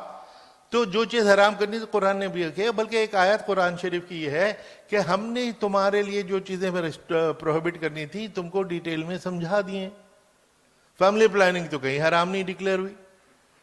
बहुत सारी आयतें हैं जिसकी फॉर एंड अगेंस्ट इंटरप्रिटेशन हो सकती हैं, वो मैंने सारी उसमें लिखी हैं। जो सबसे ज़्यादा है उस ज़माने में, जो आज भी हो रहा है, उस ज़माने में लड़कियों को जो जिंदा ज़मीन में दफन कर देते थे। आज हम फीमेल फीटिसाइड के जरिए दफन करते हैं। और उस पर एक आयत आई थी कि तुम लोग जो लड़कियों को दफन करते हो ऐसा न किया करो। अगर तुम गरीबी के डर से करते हो तो ये ऐसा न सोचो कि अगर वो पैदा होगी तो हम उसको खिलाएंगे पिलाएंगे रोज। तो लोग उसको कहते हैं कि खुदा ने वादे किया जो पैदा होगा उसको खिलाएंगे, तो चलो पैदा किया चले जा। वो तो एक कॉन्टेक्स्ट में किया है कि भाई उन लड़कियों को जो जिंदा दफन करते हो ना क्या करो, बिकॉज ये कह के जी पॉवर्टी में उनको कैसे ब्रिंग अप करूंगा वो हम करेंगे। So there are only interpretation following. एक जो क्लिंचिंग वर्ष है, बहुत सारे वर्सेस में से जो मैंने क्लिंचिंग वर्ष है मैं सामने रखता, मुझे किसी मौलाना ने अभी तक इस पे क्वेश्चन नहीं किया कि late those who do not have the means for marriage keep themselves chaste until Allah gives them means out of His grace। यानी आपकी जो अब सरकार ने जो 21 साल और 18 साल एज रखी है, वो 21 साल क्यों 22 भी हो सकती थी, 18 क्यों 17 भी हो सकती है, आर्टिफिशियल है। लेकिन पर्पज ये है कि 15 साल और 14 साल में अगर शादी होगी तो लड़की माँ बनने के लायक नहीं है, लड़का बाप बनने के लायक नहीं है, इसलिए एक एज डिटरमिन कर दी गई। तो इसमें यही कह रहा है कि तुम्हारे पास जब वो मीन्स होंगे जब ही शादी करना, ये नहीं कि कभी भी कर ली। तो अब इसको पूछने के लिए अगली देखें, शरीयत आप सुनते हैं सबसे पहले कुरान, उसके बाद होती है हदीस। हदीस का मतलब प्रॉफिट क्या कहते थे या क्या करते थे, जैसा रिपोर्ट हुआ। तो एक लड़का उनसे प्रॉफिट से लड़ने के लिए पहुंच गया। उसने कहा कि साहब अल्लाह ने ये कह दिया कि जब मेरे पास मीन्स होंगे जब भी शादी करूं, मेरी सेक्सुअल डिजायर तो मेरी भी है, हालांकि मैं बहुत गरीब हूं, तो मैं क्या करूं। तो प्रॉफिट ने उसको रिपीट करते हुए कहा कि जब तुम इस लायक हो जाओ तो शादी जरूर करना, क्योंकि उससे तुम इधर उधर और पराए औरतों को देखने से बच जाओगे। लेकिन जब तक इस लायक नहीं होते तो रोजा रखा करो, रोजा सप्रेसेस सेक्सुअल डिजायर। तो तरीका भी बता दिया कि कैसे इसको पोस्टपोन करो अपनी शादी को। और तीसरी एक हदीस है जो क्लेंच करती है कि एक शख्स प्रॉफिट के पास गया कि मेरे कई बच्चे हैं, मुझे और नहीं चाहिए, और मैं अल अजल एक तरीका जो एक वर्ड है विड्रॉल मेथड, और अंग्रेजी में क्वाइटस इंटरप्टस, क्या विड्रॉल मेथड इस्तेमाल करना चाहता हूँ क्योंकि मेरे कई बच्चे हैं। लेकिन एक जू कहता है कि वो तो माइनर इन्फेंटिसाइड है, you are killing the sperm, तो वो गलत है। तो उस पर प्रॉफिट ने कहा कि नहीं, जू ने तुमको गलत कहा, जू ने गलत कहा, यानी तुम विड्रॉल मेथड अडॉप्ट कर सकते हो। तो फैमिली प्लानिंग को डायरेक्ट परमिशन मिल गई। Next please. इनफैक्ट इसमें जो इंटरेस्टिंग बात है कि इस्लाम को मौलाना लोगों ने ये इंटरप्रिटेशन दे दी कि फैमिली प्लानिंग के मुखालिफ है। इस्लाम ने तो 1400 साल पहले family planning, spacing, delaying marriage, 2 साल की ब्रेस्ट फीडिंग, जबकि 1400 साल पहले there was no population pressure of any kind in the entire world. उस वक्त इस्लाम तो पायनियर है फैमिली प्लानिंग का। Next please. Actually yeah, just 2 minutes. It's not a Hindu-Muslim issue at all, because it is basically based on literacy, income and service delivery. जैसे जैसे लड़कियों की literacy बढ़ती है बच्चे घटते हैं, इनकम बढ़ती है बच्चे घटते हैं, ये और सर्विस डिलीवरी उसकी बात ही नहीं होती, तो we are marking up a wrong tree. तो आगे चलें। अब ये देखें, जैसे जैसे इलिटरेट के अगर 3 बच्चे हैं तो 12वीं क्लास तक जाते जाते आधे रह गए। अगले दिखाएं। ये education also delays the age of marriage. जैसे जैसे तालीम बढ़ती है वो एज ऑफ मैरिज डिले होती है। अनपढ़ की अगर 17 साल में शादी हो रही है तो 12वीं क्लास वाले की 22 में हो रही है। उस 5 साल की डिले ने कितने बच्चे, मिलियंस ऑफ बच्चे होने से रोक दिए। Next please. ये उसी का है कि जैसे बच्चों के साथ साथ एजुकेशन से बच्चे कम होते हैं। नेक्स्ट दिखाएं। ये भी ये इनकम, जैसे जैसे रिच लोएस्ट इनकम वालों के 3 बच्चे, हाईएस्ट इनकम वालों के 1.5 बच्चे। Next please. ये भी छोड़ दीजिए। नाउ द सर्विस डिलीवरी, इसमें देखिए एक इंटरेस्टिंग डायमेंशन इसमें आएगी जिस पे मैं खत्म करूंगा। Next please. इन सारे सोशो इकोनॉमिक फैक्टर्स में मुसलमान बॉटम पे है, हमें उसको एड्रेस करना चाहिए। नेक्स्ट ना, इसमें कि देखेंगे जैसे ये literacy among Muslim main and women, green जो है वो मुस्लिम है, लेकिन interestingly the right next is orange Hindu. अगर मुसलमान बैकवर्ड हैं तो हिंदू भी तो बैकवर्ड है, यही वजह है कि उनकी फैमिली प्लानिंग भी सबसे कम है। तो आप देखेंगे जो अगले 3-4 चार्ट आएंगे दिखाते जाएं, और अगले देखें, और अगले देखें, अगले देखें, तो Hindus and Muslims are in the same boat, say shoulder to shoulder. Next please.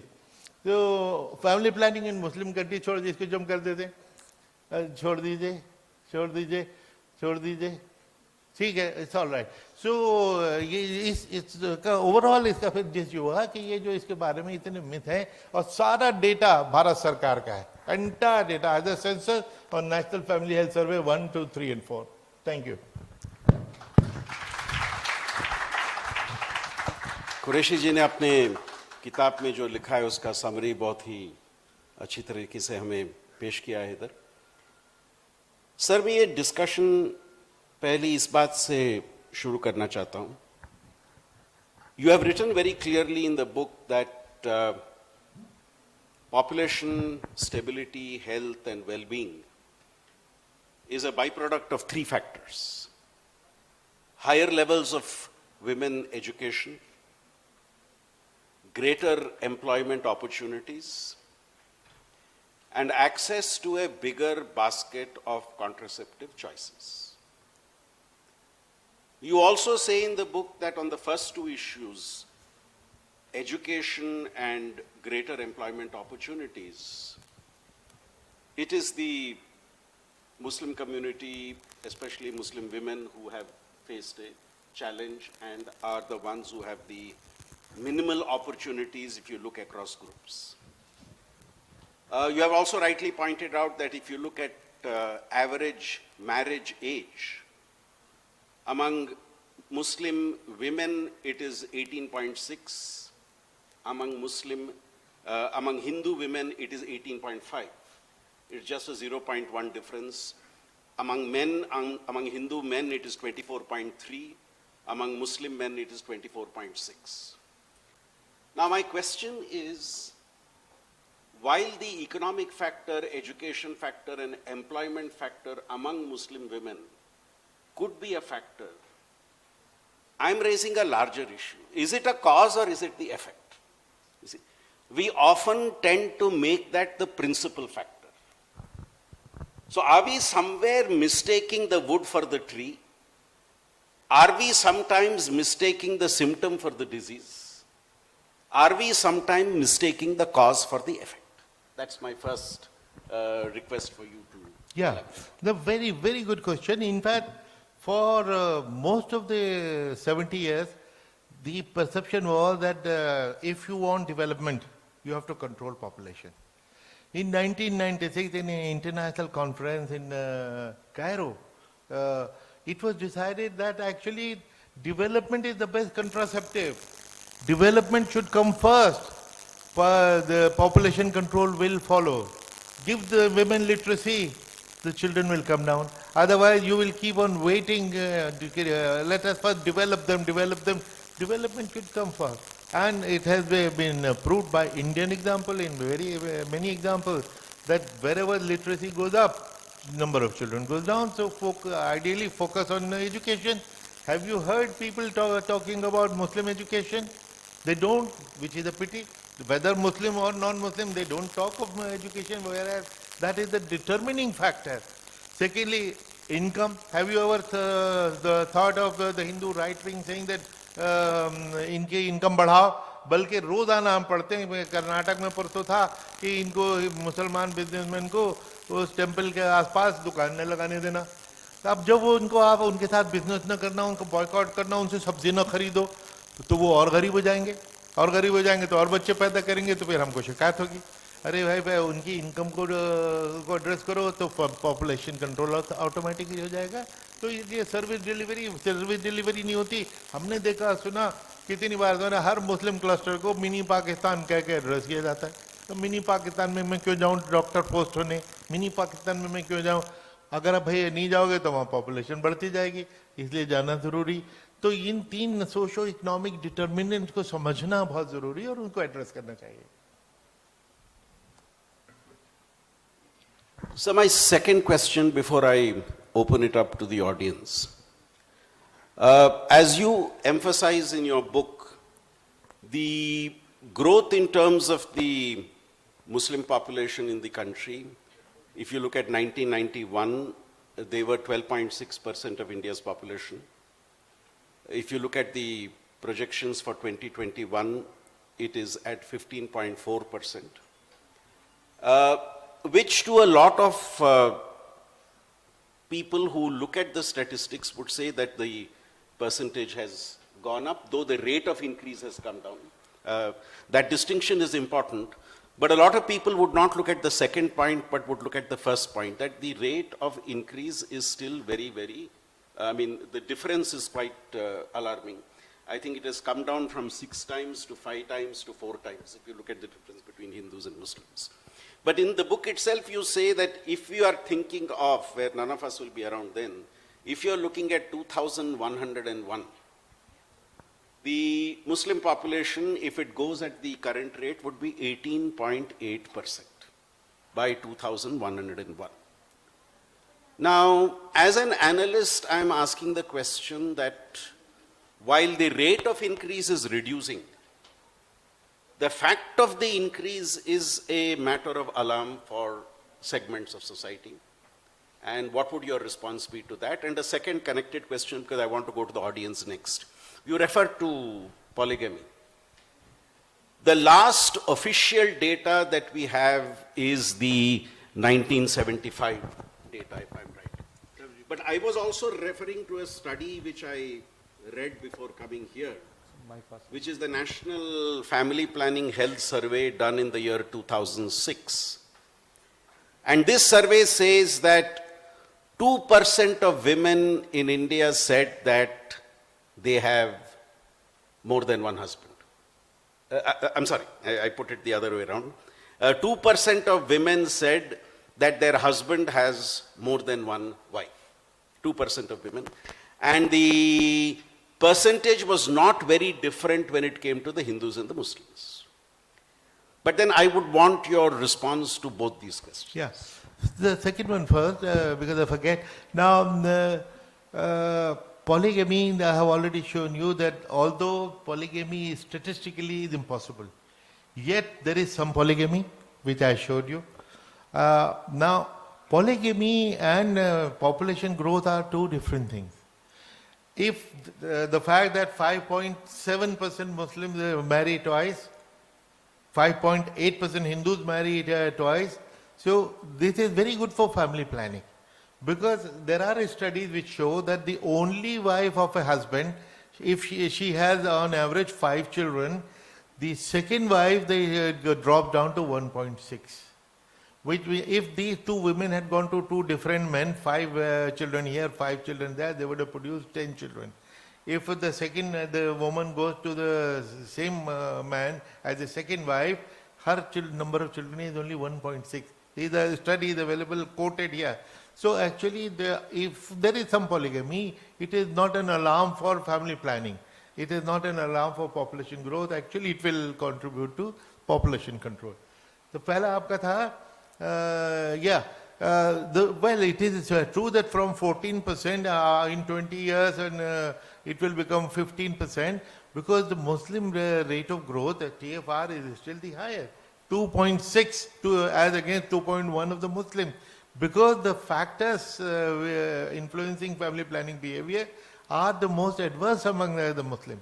One figure which I have not mentioned nor has the professor, that there is a concept of unmet need. And this is very important to understand because as it is convincing people to adopt family planning is very difficult. Now, the largest unmet need is among the Muslims. 16% of the Muslims are already sold on the idea of family planning. They want to do it, but there is no doctor, there is no nurse, there are no contraceptives. So, unmet need. The Government of India लगा दे 3 महीने का campaign कि इनकी need को meet करना है. आप देखेंगे the ratios and the figures will change. So the fact that family planning has not reached them, and because we have diagnosed the problem wrongly and we have not addressed the three real issues, that is our problem. So let's open the dialogue open to the audience. Yes, please, go ahead. Pass on the mic to that gentleman there. Front row. Hello. आपका दूसरी बारी हो, उनको पहले mic दे दियो. Good afternoon, sir. Sir, my question is about... Please introduce yourself. Sir, myself Ravi Vishwakarma. I'm from JLU, a media student. Sir, I would like to take your view on population control bill, which is recently in discussion. But sir, जो center का एक reply रहा था Supreme Court में, they said कि we are not planning for this law क्योंकि हमारी population जो rate है वो घट रहा है. So sir, your take on this? In fact, there was no need for a UP population bill or a Assam population bill because we already have a population, national population policy of 2000 of India is already in operation. And it is a great success story. Unlike China, where they have one child norm, ye hoga, punitive action honge, no punitive action, only persuasive, only education, and we have already achieved the replacement rate. Replacement rate का concept क्या है? 2.1, यानी दो माँ बाप हैं, जब वो चले जाएंगे उनके दो बच्चे उनकी जगह आ जाएंगे, पॉपुलेशन रिप्लेस हो गई. Now what is this 2.1 doing there? Because there will be some children who will die, उसका मार्जिन रखने के लिए 2.1. When the TFR is 2.1, which means we have reached replacement level, अब पॉपुलेशन बढ़ेगी नहीं और इससे कम हुआ तो पॉपुलेशन घटेगी. 25 स्टेट में TFR से नीचे हम आ चुके हैं, 25 स्टेट में पॉपुलेशन घटेगी और यही वजह. लेकिन इंडिया में अभी पॉपुलेशन 20 साल 30 साल अभी और नहीं घटेगी, हालांकि उसकी कंडीशंस क्रिएट हो गई. बिकॉज द पीपल जो 12-14 साल पहले पैदा हुए थे अब वो प्रोडक्टिव एज में आ रहे हैं, उनके तो बच्चे अभी होंगे, तो 2040-41 तक पॉपुलेशन का मोमेंटम रहेगा. उसके बाद पॉपुलेशन डाउन आनी शुरू होगी ऑफ ऑल कम्युनिटीज. यूरोप के कितने देशों में इंसेंटिव दिया जाता है कि दूसरा बच्चा कर लो भाई और इतना तुमको फीस मिलेगी, इतना इनकम टैक्स रिलीफ मिलेगा, वो मिलती हैं क्योंकि जहाँ पे TFR कम होता है वहाँ पे पॉपुलेशन रिप्लेसमेंट कम होती है.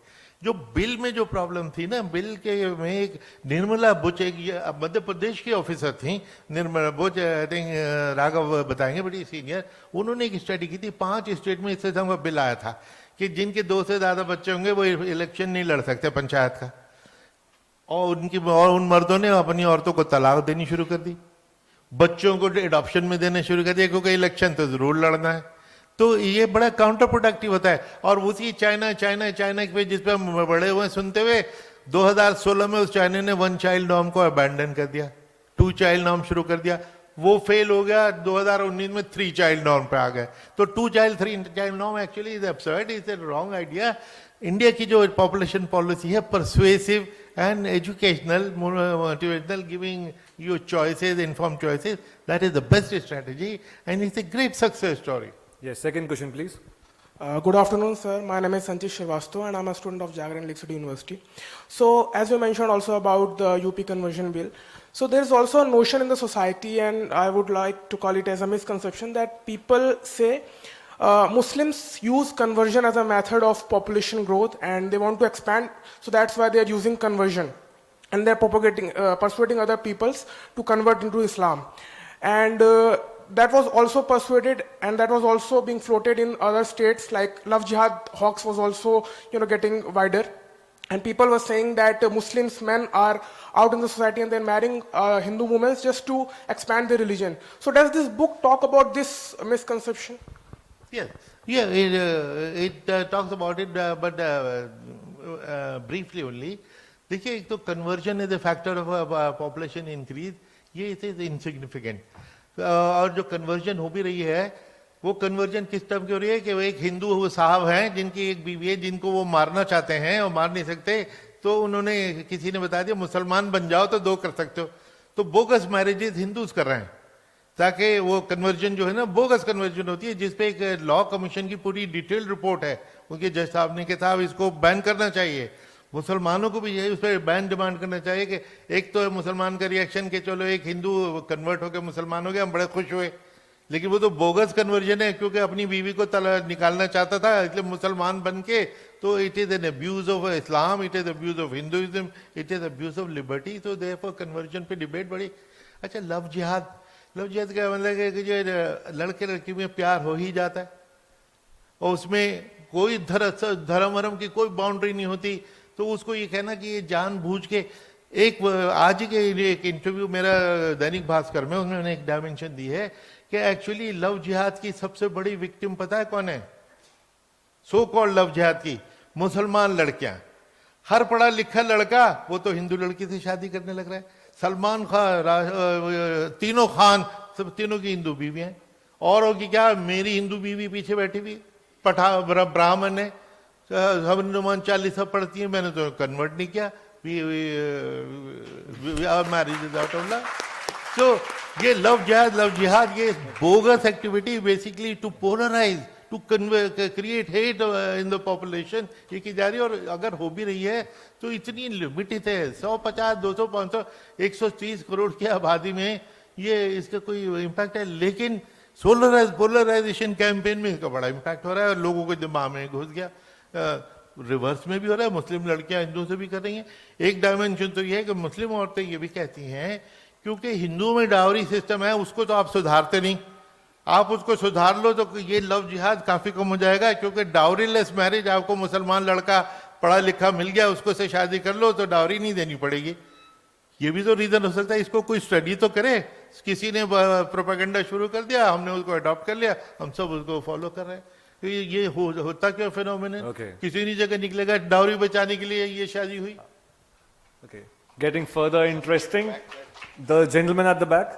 हेलो सर, आज से आज़ादी और उसके पहले 400-600 सालों तक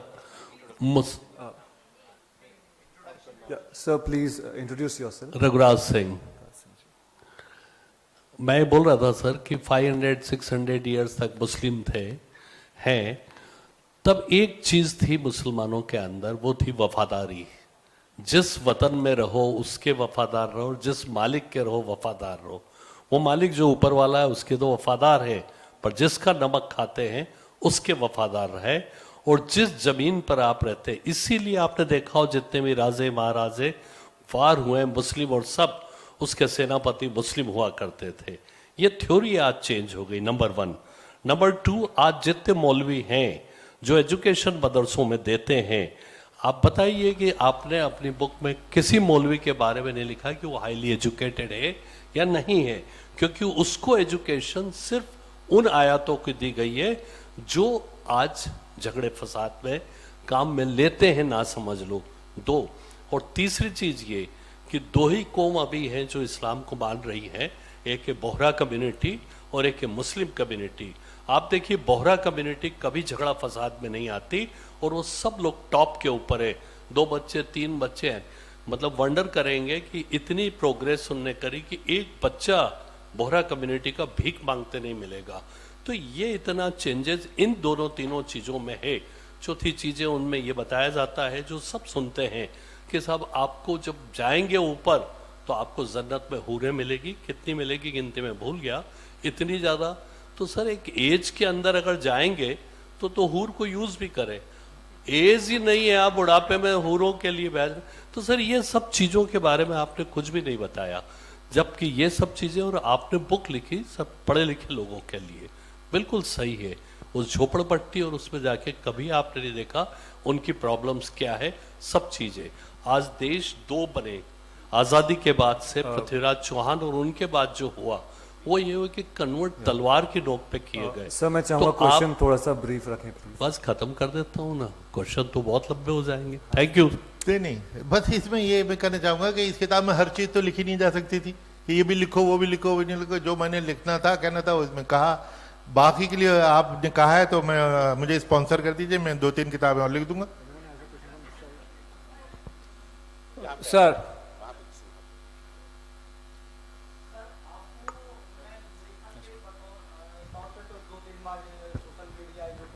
सुना हूँ, अभी मैं आपको बतौर माइक ले लीजिए प्लीज एंड खुद को इंट्रोड्यूस। हाँ सॉरी, मेरा नाम शिवाशीष तिवारी है और मैं अभी कुछ दिनों से नया पत्रकार बना हूँ। सर मैंने आपको कई बार सुना है और आपको कई बार पढ़ने का भी मौका मिला है किताब के द्वारा। सर मैं जब आपको सुन रहा था तो अभी लेखक के तौर पर सुन रहा था, इससे पहले आप एक पूर्व चुनाव आयुक्त भी हैं। दो धर्मों की जो लड़ाई है नाम लेने की जरूरत नहीं है और उस पर क्या क्या नहीं हो रहा है, वो सिर्फ वोट के लिए हो रहा है और ये आपसे बेहतर कोई नहीं जानेगा क्योंकि आप पूर्व चुनाव आयुक्त हैं। आपको क्या लगता है निकट भविष्य में कभी आपकी किताब जो लिखने का मकसद था वो जनसंख्या वृद्धि पे लिखा है, इतना डिटेल में समझाया है और पूरा का पूरा जो नैरेटिव बनाया जाता, मैंने भी यही सुना है कि 4 बीवियां होती हैं 40 बच्चे होते हैं, क्या कभी ये खत्म हो पाएगा? आप क्या? ये आपने बहुत अच्छा सवाल किया कि ये इलेक्शन से जो आपने इसको जोड़ा, द फैक्ट इज ये सारी पोलराइजेशन कैंपेन इलेक्शन रिलेटेड ही है और पिछले 15-20 साल में ये साबित होता चला जा रहा है कि polarise and win.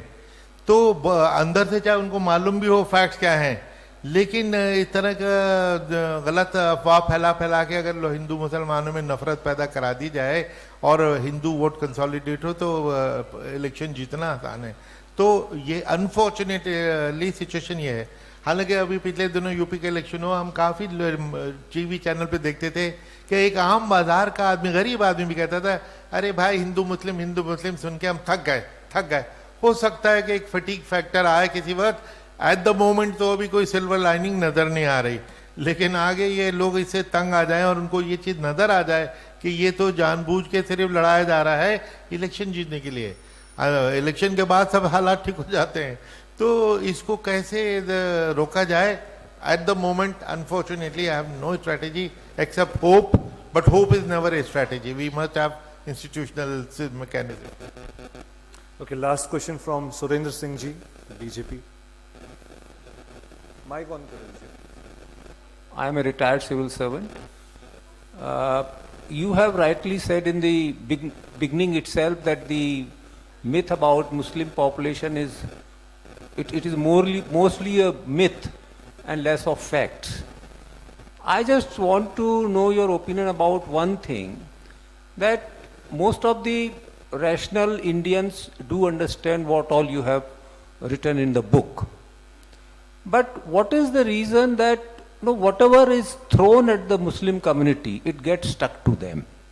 And what the Muslim community is doing to ensure that this which is thrown to them is rebutted, like you have said in the present lecture? Because this is what is lacking, and as one of my young friends has said, there is a very extreme polarization in the society which is very harmful for the country.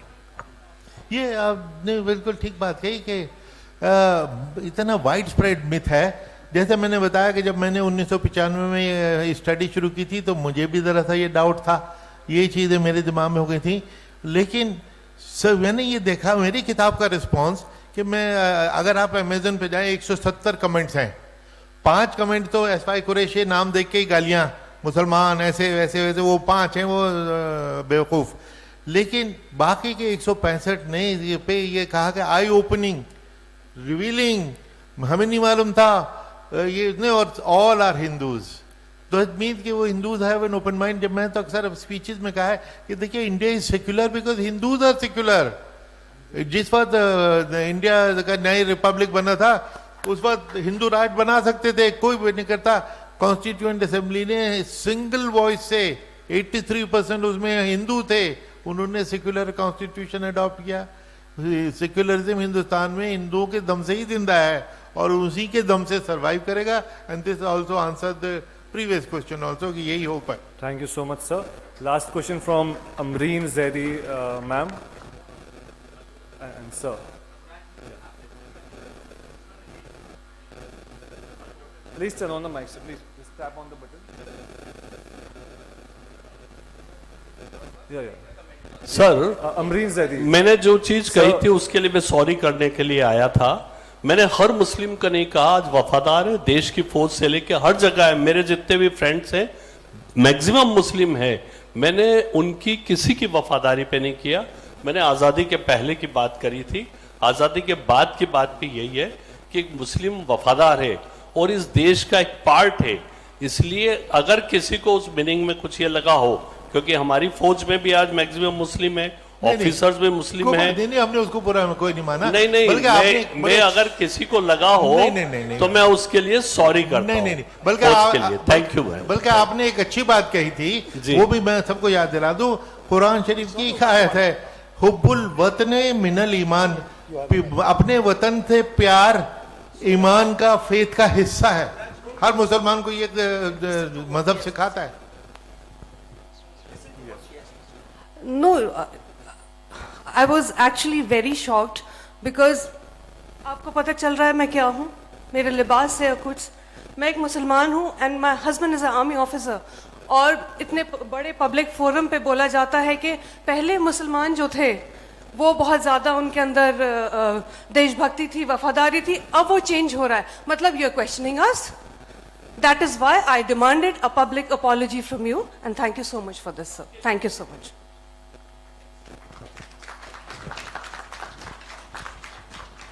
सभी से दरख्वास्त है, सब अपना संयम बना के रखें। One last question we are going to take. Please pass on the mic to the gentleman. Yeah, question. Sir मेरा नाम रौनक है, मैं दैनिक भास्कर से हूँ और मेरा सवाल आपकी एक आयत से जुड़ा हुआ है जो आपने कुरान का जिक्र किया, जिस आयत में यह लिखा गया है कि मुसलमान मर्द उसी दूसरी महिला से शादी कर सकता है जो या तो विधवा है या फिर बेसहारा है। तो ऐसे में मेरा सवाल ये है कि मुझे ज़रूरत क्यों पड़ती है किसी महिला को बेसहारा को सहारा देने के लिए, उससे शादी करने का, जबकि मेरे पास ये विकल्प है कि मैं उसका प्रेमी होने के नाते, उसका दोस्त होने के नाते या फिर एक अनजान व्यक्ति होने के नाते भी उसका अपलिफ्टमेंट कर सकता हूँ। Thank you sir. Thank you so much everyone. We'll move ahead with the felicitation of our author and the discussant for this session.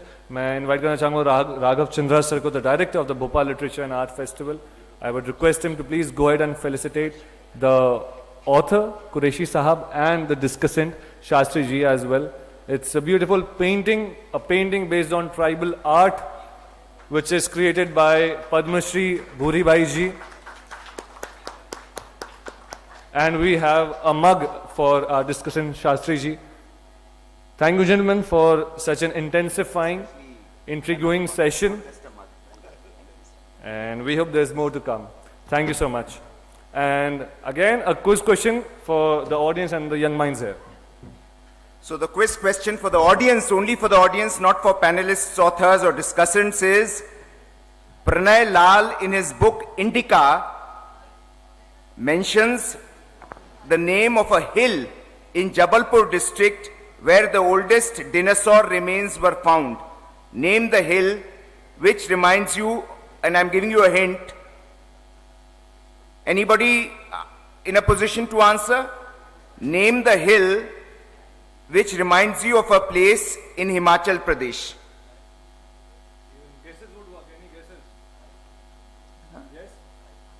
It reminds you of a place in Himachal Pradesh. It is a hill where the oldest dinosaur remains were found. Dinosaur जानते हैं आप लोग? Brontosaurus, Tyrannosaurus. Any guesses?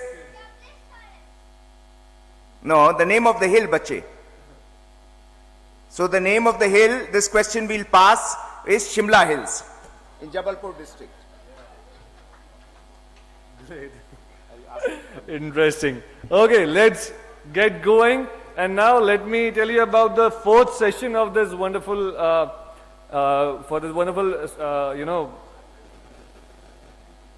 yes, I have one more thing to tell you. जो दूसरा venue है वागर्थ में we are going to start with this particular session, the man who could have prevented partition. Uday Mahurkar ji will be in conversation with Abhilash Khandekar ji. The book is about on the Veer Savarkar. So आप में से जो लोग इस topic में interested हो वो वागर्थ में जाके ये सेशन जरूर अटेंड करें.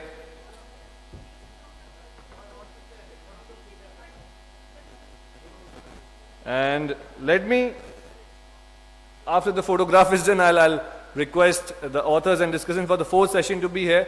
Let me tell you the title. The title for the fourth session is Game India, Amul and Other Success Stories. And as author, we're delighted to have R.N. Bhaskar ji. R.N. Bhaskar ji will be in conversation with Shailja Srinivasan ji. मैं चाहूँगा हम इन दोनों हस्तियों का स्वागत करें मंच पे, R N. Bhaskar ji and Shailaja Srinivasan ji. I would request all of you to please welcome them on stage.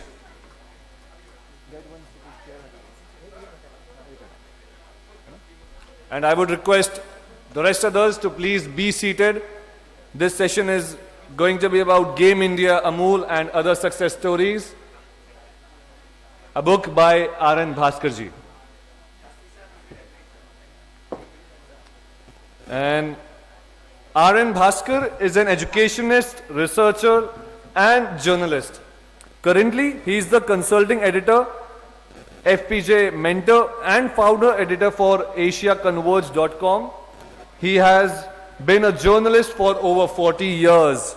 He was consulting editor earlier with moneycontrol.com, firstpost.com, Forbes India and the DNA. He has been an educationist for almost 50 years and currently he teaches at management colleges in India and overseas. I would request the audience to please be seated so you can pay attention to the conversation and so you can pay attention to the briefs of two great people that we have on stage. I request everyone to please be seated down.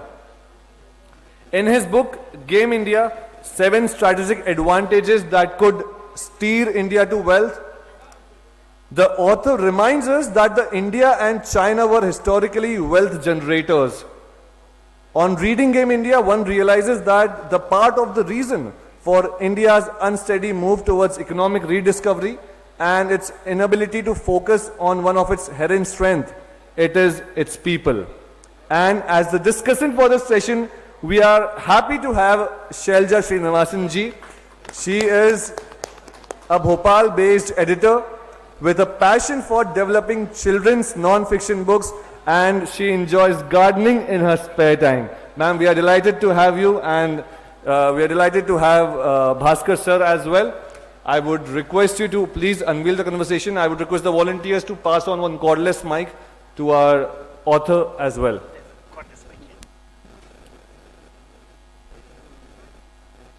And I would request the others to please be seated.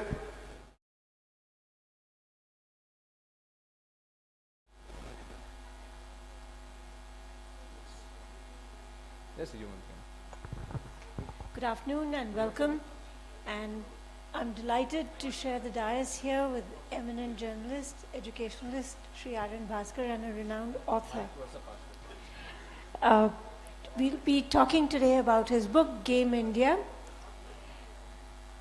7 strategic advantages that can steer India to wealth. This book is, if you've had an opportunity to read it as yet, it's full of wonderful anecdotes and history and stories. And I'd like to request the author that you begin with an amazing anecdote, a story that you liked from Nani Palkhiwala's views on budget, a story about creation and God's attempt at parity. So I'd like you to please share that with our audience to begin the discussion. Okay. This goes back many, many years when Nani Palkhiwala was alive. He was one of the finest jurists that India has ever got. He was a lawyer, he was a chartered accountant, and he was the chairman of ACC, the cement company. And what was amazing was in those days when Doordarshan was the only television channel, nobody listened to the government's interpretation of the budget, and Palkhiwala would come every year, a couple of weeks after the budget, in Brabant Stadium in Bombay, and somewhere else in Delhi. I've never been to Delhi conferences. In Brabant Stadium, he would hold a meeting of people and would explain the budget clause by clause, telling them what was good for the country and what was bad for the country. I was an admirer, so every time he gave a budget speech, budget analysis, I used to go there and sit in Brabant Stadium on the ground. And one particular time, he said, this time let me begin with a story. And his story was about how God created man. The first part of the story was actually from D.H. Lawrence's book. And the story says God made man out of clay in his own image. And after the clay model was made, he put the clay model in the oven to bake. Unfortunately, he put it in the oven for a very long time. And the clay model came out crisp black. And God said, well, I don't like this, but I cannot undo what I've created.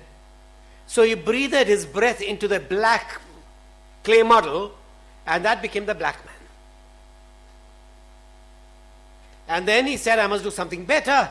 Made a second clay model, put it in the oven, and took it out too soon. And then he said, well, I'm not too very happy with this, but let me see. I can't undo what I've created. So he breathed his breath into the model, and that became the white man. And then God said, no, I must do better this time. And he took the mean time between the two extremes, made another clay model, put it in the oven, and there came out a splendid brown model. And God said, this is perfect. One second. D.H. Lawrence's story ends here, but I must tell you what happens afterwards. So Nani Palkavela took the story and he added a little more. He said, so delighted was God with this brown model that he gave it all the qualities that he could think of. You'll be intelligent, you will be tenacious, you'll be this, you'll be that. And the white man and the black man got up his head. God, wait. You're supposed to be God. You're supposed to be impartial. You can't give it to them, to this brown man, and not leave us aside. And God said, yes, you're right. I should have been impartial, but I got carried away. But having given, I cannot take back. So I must now give this brown-skinned man a handicap.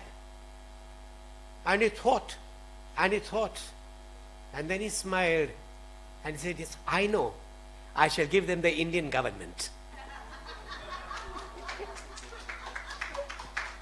It was one of the most endearing stories I'd heard. And whenever I talk to management students, if you look at Indians, they're brilliant. But the biggest handicap is, you know what? So this book, as such as you put out, is in response to 3 questions that you have raised. Okay. Is the government really a handicap?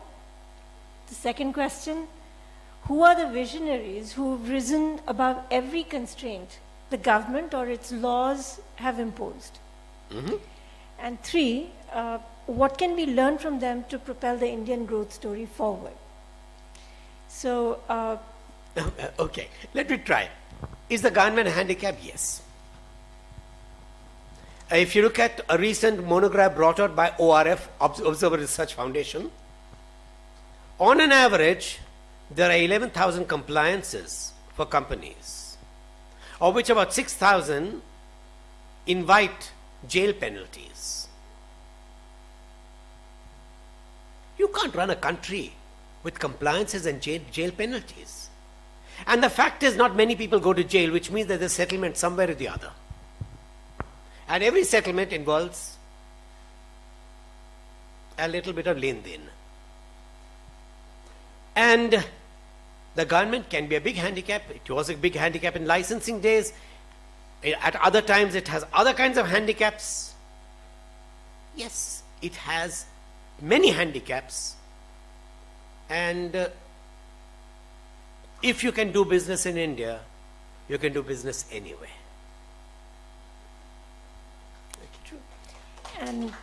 And for the visionaries. Okay. Who are the visionaries? There are lots of them in the book. I've mentioned several stories about visionaries, but I think in the presentation, we have 2 stories. This is my book, actually. And if you can go to the next slide. Okay. This is... Comfortable enough? No, I'm comfortable here as well. Okay.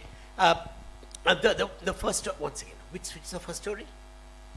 The Amul. Amul, okay. Okay.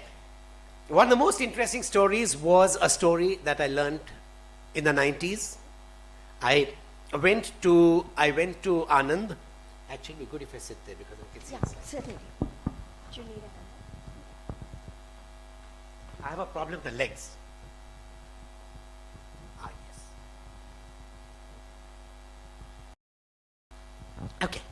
So, I went to Amul, I met Kurian, and in the evening when Kurian loved a drink and he would talk about various things, Kurian was a great storyteller. And Kurian told me a story that changed my perspective about what was possible in India. It taught me strategic thinking. It was evening time, we were sitting together, and Kurian was saying, you know, in the next 10 years, 15 years, India will become the largest milk producer in India. Kurian saying it, I was the editor of one of the Indian Express publications at that time, and I nodded my head. Kurian looked at me, put his glass on the table, and says, "You bloody fool, why are you nodding your head like a cow?" I didn't know. So he said, "Ask me why." So I said, "Okay, tell me why." And he said, "How many people are there in India?" As I said, this is 1990s. And I said, "About 800 million. He said, "Right. What's the main food for the Indians?" I said, "Rice, wheat, vegetables. Some people eat meat." He said, "That's enough. The main food for Indians is rice and wheat." And you know what's remarkable to rice and wheat? For every kilo of rice and every kilo of wheat, you get 4 kilos of chaff, bhusa, the waste, the stalk. In India, you get food for the cattle as a byproduct, you don't have to grow it. In every other country, you have to grow food separately for cattle. Because it's a byproduct, India will remain the cheapest producer of milk in the world, provided two things are controlled. First, don't allow imports. Imports hurt farmers. If the prices go up, the farmer will produce more. And the second thing, he said, make sure the farmer gets money immediately. And what he did was, thanks to Lal Bahadur Shastri, he created an organization called NDDB. And through NDDB, he made sure that all imported goods, even in their gifts, went to NDDB. NDDB released them in the market at market prices, so the farmer's price did not go down. Milk prices in the last 60 years have never fallen down for milk cooperatives. Farmer knew that prices would go up and up, so he kept on having more and more cows and buffaloes, and he produced more milk. And India, by 2001, became the world's largest producer of milk. But there was another thing. He also said the farmer, in the 1950s when he started Amul, and there are many stories about Kurian, but in the 1950s, he had a big meeting of all his people and said, who is more important, the milk farmer, the farmer who produces milk from his cows and buffaloes? Is it the processor or is it the marketing guy? Globally, the farmer gets 1/3, the processor gets 1/3, and the marketing, distribution, procurement gets 1/3. Kurian said that's not good. The farmer is more important than everyone. If the farmer had not been there, there'd be no processor, there'd be no marketing man. He said the farmer must get at least 50%. The processor, the marketing guy says not possible. He said, then I don't need you. And he took up marketing and processing himself. Today, thanks to Kurian, milk is the only agricultural product where the farmer gets 80% of the market price of milk. For the farmer, milk is the most profitable produce, except where there is no cooperative. And this is the argument I have with the government of India. Kurian has been there for the last, Kurian's philosophy has been there for the last 70 years in India. Yet, Uttar Pradesh, which is the largest milk producing state, does not have a cooperative. So while the farmer in Gujarat gets 30 rupees a litre, the farmer in Uttar Pradesh gets 16 to 18 rupees a litre. The farmer in Gujarat makes 2 rupees profit per liter of milk. The farmer in Uttar Pradesh makes 2 rupees profit on milk per liter. The farmer in Gujarat makes 2 plus another 15 rupees a liter as profits. So he makes 17 rupees. You want to double the farmer's income?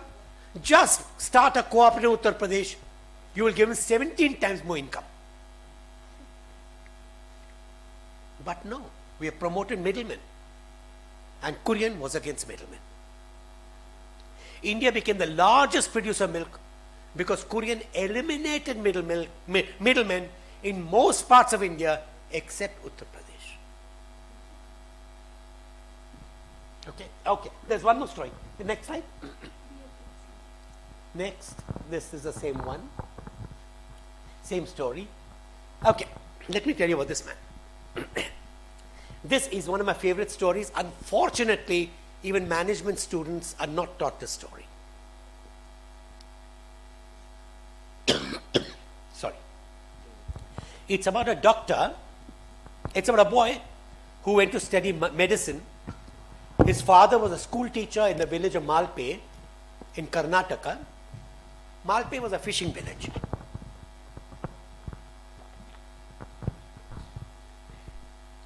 This boy went to Bangalore, finished his MBBS, came back to the village, told his parents, I want to go to Japan for further studies. His mother was a very strong-willed woman, said, no, you will not go to Japan. He said, but I want to study more. I'm getting a scholarship. She said, no. You are a doctor now. You were born in this village. Please give back to the village your knowledge and make them grow. The boy was disappointed.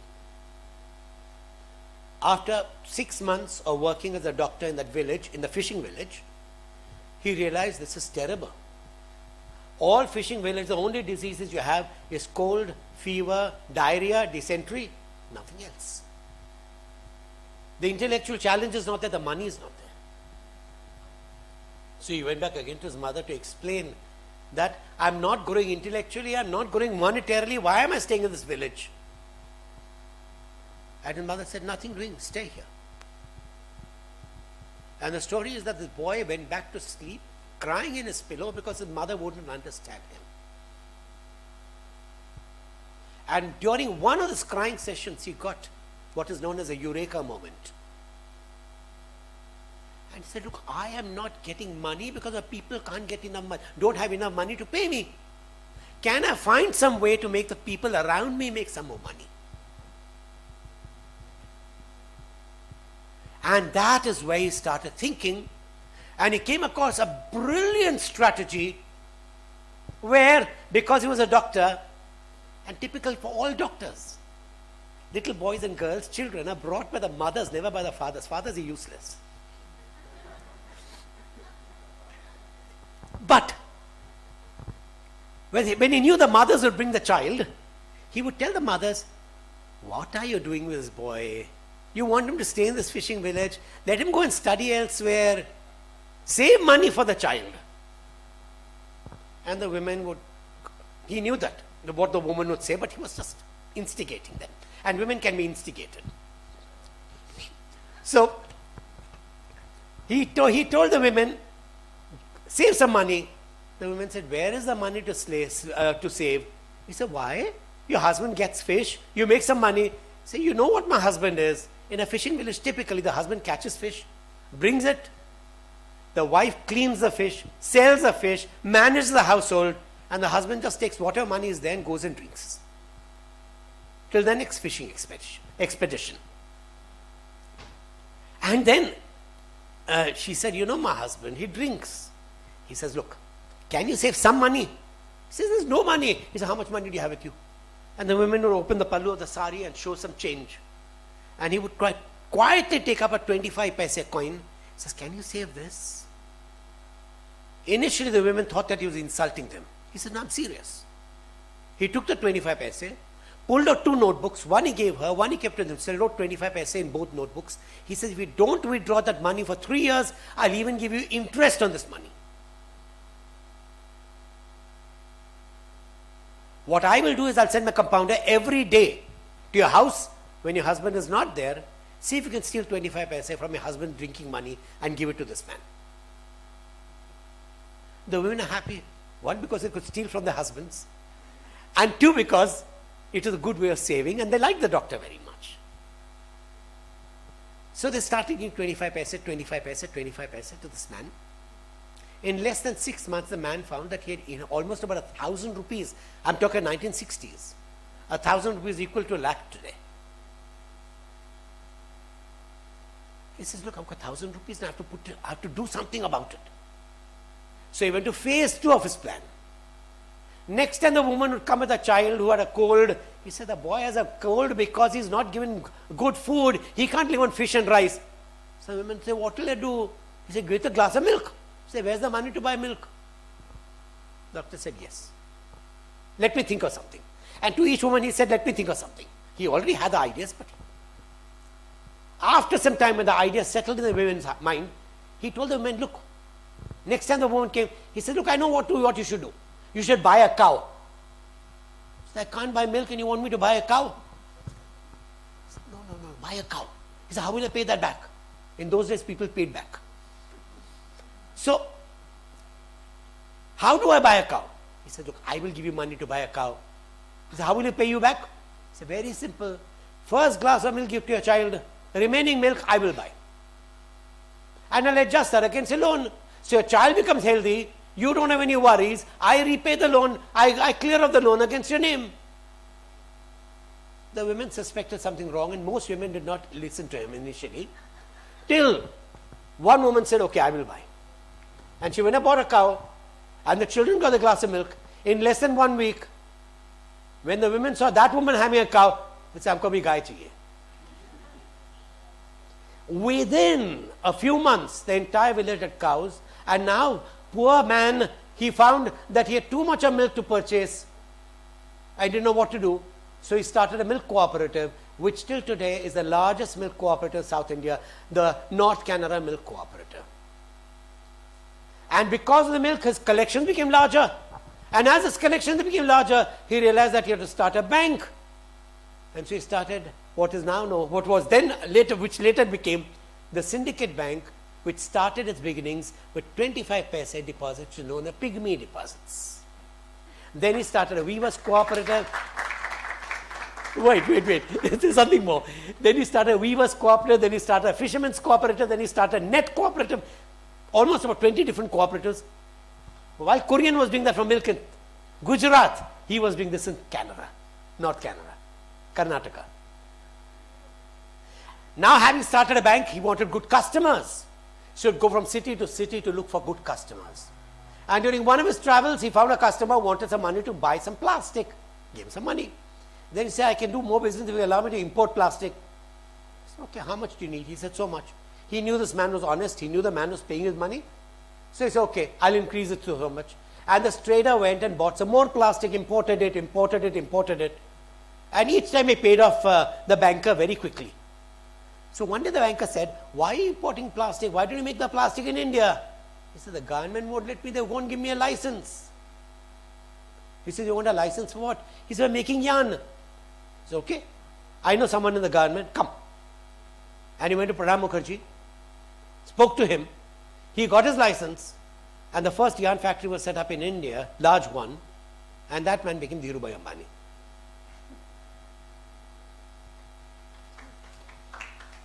But the story began, you can't make money till the people around you make money. If they don't make money, you will not grow. Can you find a way to make people around you grow? And this way, you can find lots of stories in the book, but basically the idea is India has geniuses that have been able to grow in spite of the government. And I tell my students quite often, the difference in China and India is only one. In China, companies grow because of the government. In India, companies grow in spite of the government. These are truly amazing stories of imagination, grit, and perseverance. True visionaries. And I'm so glad that you recorded these stories because some of these otherwise would be truly lost. In fact, we are going to lose the Syndicate Bank story because in 2020, the government closed down Syndicate Bank permanently. We've lost history. It's been merged with Canara Bank. So it has a toehold and a placeholder in your book. So I had a couple of questions about some of the other chapters. You know, you've talked about hobbled governance, but there is hope still. You've documented many facts about docket explosion, judges' vacancies, endless adjournments, government being a compulsive litigant. So the question is, like Dr. Kurian in milk cooperatives and Dr. Pai in banking and education, can there be a visionary in this sector to solve the basic problem for dispute resolution in India? Can there be a visionary? Yes, there's a visionary every time. There's always some man. There's always some man. How much time do we have? Okay, then we take up that one. Okay. Every time there's a crisis, almost like the Bhagavad Gita, yada yada, there's always some man who comes up who knows how to beat the government at its own game. In the last 20 years, you've had Gautam Adani, who's changed India. I know that because I'm doing a book on him. The book will be released in 3 months' time. You have industrialists who have grown, but it is difficult. The government of India does not make things easy for businesses. As I said, if you can do business in India, you can do business anywhere. And notwithstanding all the shortcomings, you have a tremendous sense of hope. So I'd like to explore that, and I'd like you to share your optimism with our audience. Okay, my optimism comes in 2 things, 3 things. If you want a society to change, you need good education, critical. Our school systems have collapsed across India. You need good health care. One major illness in a family, the family goes bankrupt. And lastly, you need a good judiciary. And there are 2 ways of looking at it. One, if the judiciary can be strengthened either through people's opinions or through a visionary, the judiciary in turn asks governments to invest more in education and in healthcare. Will it happen? The history of the world shows yes, it will happen. All developed countries had robber barons in the past, and then the robber barons themselves realized the need for good laws, and they finance the government to bring in good laws. So you bribe a government to stop bribery. Okay. This has happened the world over, and if you go by history, that's a good thing. There's a second lesson thing which impresses me, and that's something from India. Can we take the last slide in this one? Go ahead. Go ahead. Yes.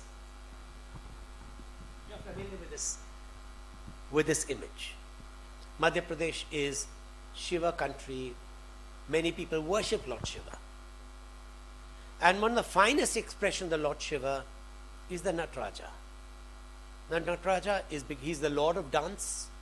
He's the Lord of culture, the Lord of creativity. And you can't learn dance unless you've gone through years of practice. There's discipline behind every dance. Most people are familiar with this dance, but I'm going to talk about things that they're not familiar with, or most people are not familiar with. Yes, like all Natarajas, there's a ring of fire. When Shiva dances, all the 3 worlds vibrate, pulsate with energy. Yes, his arms. One arm has the damru. After you've learned the discipline, after you've gone through all the steps, don't follow other people's music. You set the music and you dance to your own music. A third hand holds fire. Fire which purifies, and fire which also cleanses, destroys. And the fourth hand is in the dance mudra. But most people do not watch what the feet are doing. Right at the bottom of Nataraja is always a child whom Nataraja is crushing to death. It looks gruesome. Nobody likes a child being crushed to death. Till you realize that the child is Apasmasura, the demon of ignorance. Ignorance is like a small child begging for mercy. जाने दो यार, उसे मालूम नहीं था. But ignorance is the father of all crime. It must be crushed. But there's a second lesson which is important. If you always watch the Nataraja, you'll find that while one leg is crushing the demon of ignorance, the other leg is upraised. Because the purpose of life is upliftment. The purpose of life is lifting yourself and lifting others. This was always there in our culture, we've forgotten it. We don't destroy ignorance. We don't uplift ourselves and others. That is the cause for optimism. If we go back to our roots, it's there in our roots. We've just forgotten it. That was beautiful. Thank you. I'd like to turn the mic over to the audience if there are any questions.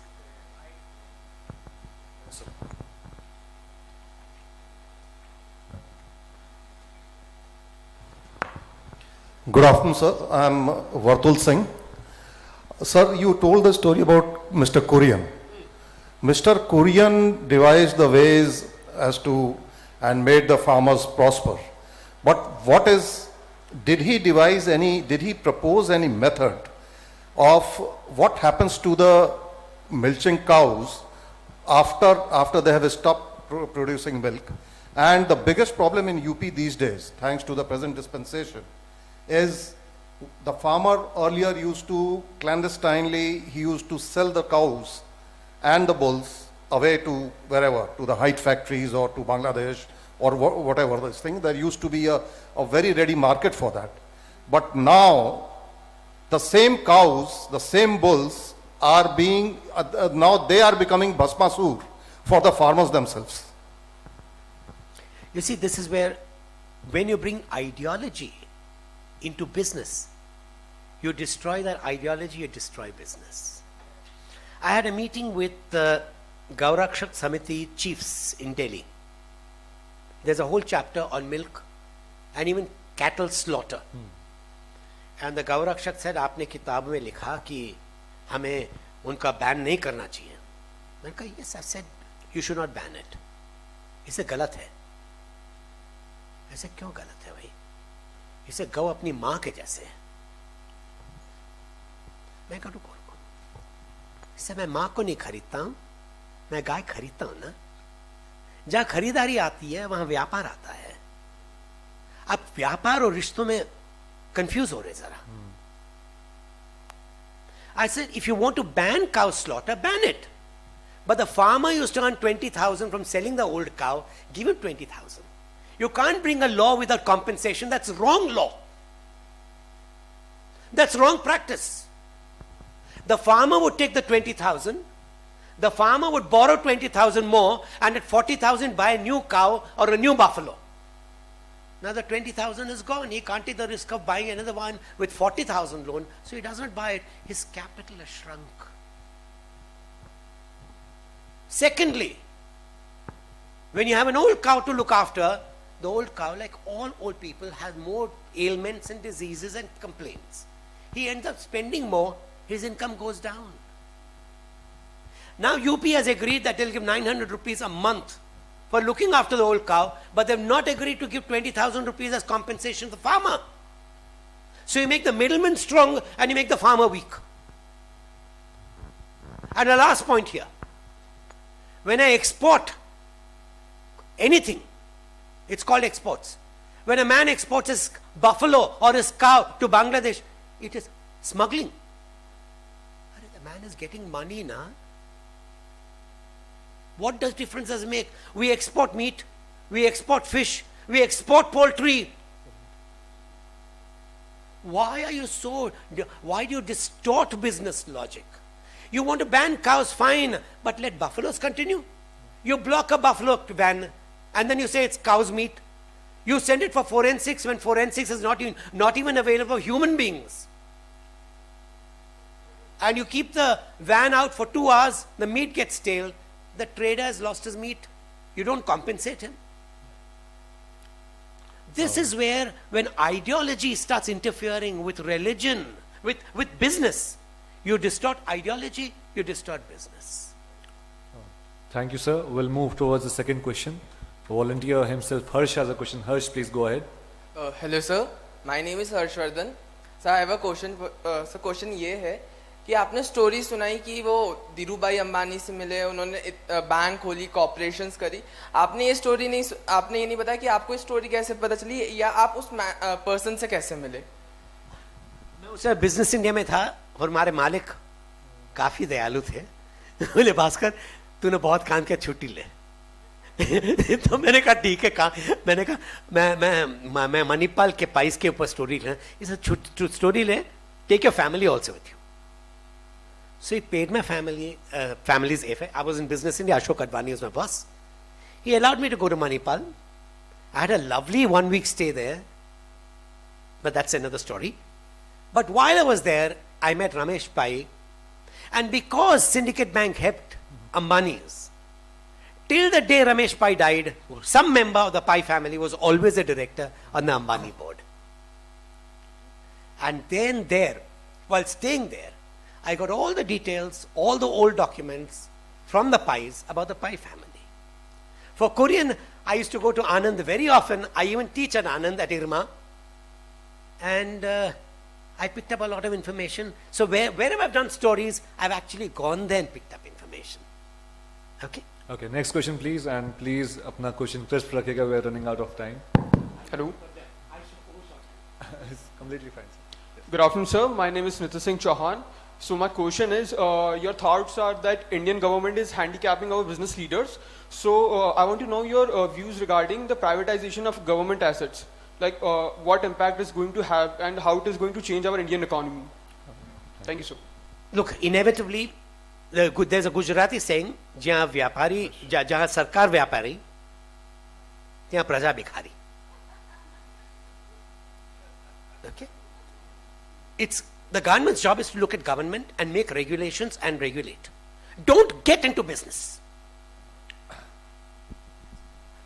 Yeah, next question, please. So this is Sanjeev, right? Yeah. So you have shown the Nataraja picture. So on the same, I have come across a lot of Rajas who are Nat NUT, I would say. So based on that, there is one dilemma which always comes in terms of the values. So the creator of a company or the founder have certain values. So are those values and the organization values have to be same, or the company can have its own value set and it's okay to differ?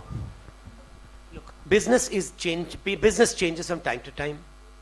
If you have started a company and your children don't agree with that value, then maybe it has to change.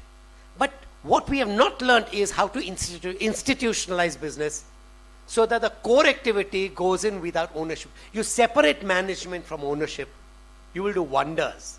We've not learned that art as yet. Even our laws have not promoted that very much. So with the result, when the children start fighting over the company, look at the Ambani brothers fighting. Look at the Ranbaxy story. Look at half the stories of Indian corporates. It's division, division, division. You need to grow. And if there's a vision, you want to protect that vision, separate management from ownership. Keep the ownership in a trust, do anything, but management has to be core professionals. That's my belief. Maybe I'm wrong. Thank you so much, sir. Thank you so much, ma'am, for such an insightful discussion. I would now request Raghav Chandra sir to please go ahead and felicitate the author and the discussant for this session. This painting is the official mascot of Bhopal Literature and Art Festival 2022. The painting is based on tribal art created by Padma Shri Bhuri Bhai ji. And we have, yes, that calls for an applause, Bhaskar ji. And we also have a mug as a symbol of representation of our love and respect for our discussant Shailja ji. Thank you so much. And yeah, sure. Yes, ma'am, sure. Please go ahead. I was going to say I wanted to thank Bhaskar ji and BLF. It was a great session. I thoroughly enjoyed it. Yes. बिल्कुल, जितने सवाल आए तो उससे पता चला कि सभी ने बारीकी से ये बातें सुनी, समझी, और बाकी सवाल आप बाहर भी पूछ सकते हैं. Meanwhile, we will be departing for lunch. All the discussants and authors are requested to please move towards the authors' lounge. And the audiences, let me tell you that we'll be resuming the sessions at 2 p.m. The next session is going to be about the book Unbroken, which is about the author is an attack survivor. Her name is Nidhi Shapikarji, and it's going to be an interesting session. So I hope to see all of you at 2 p.m.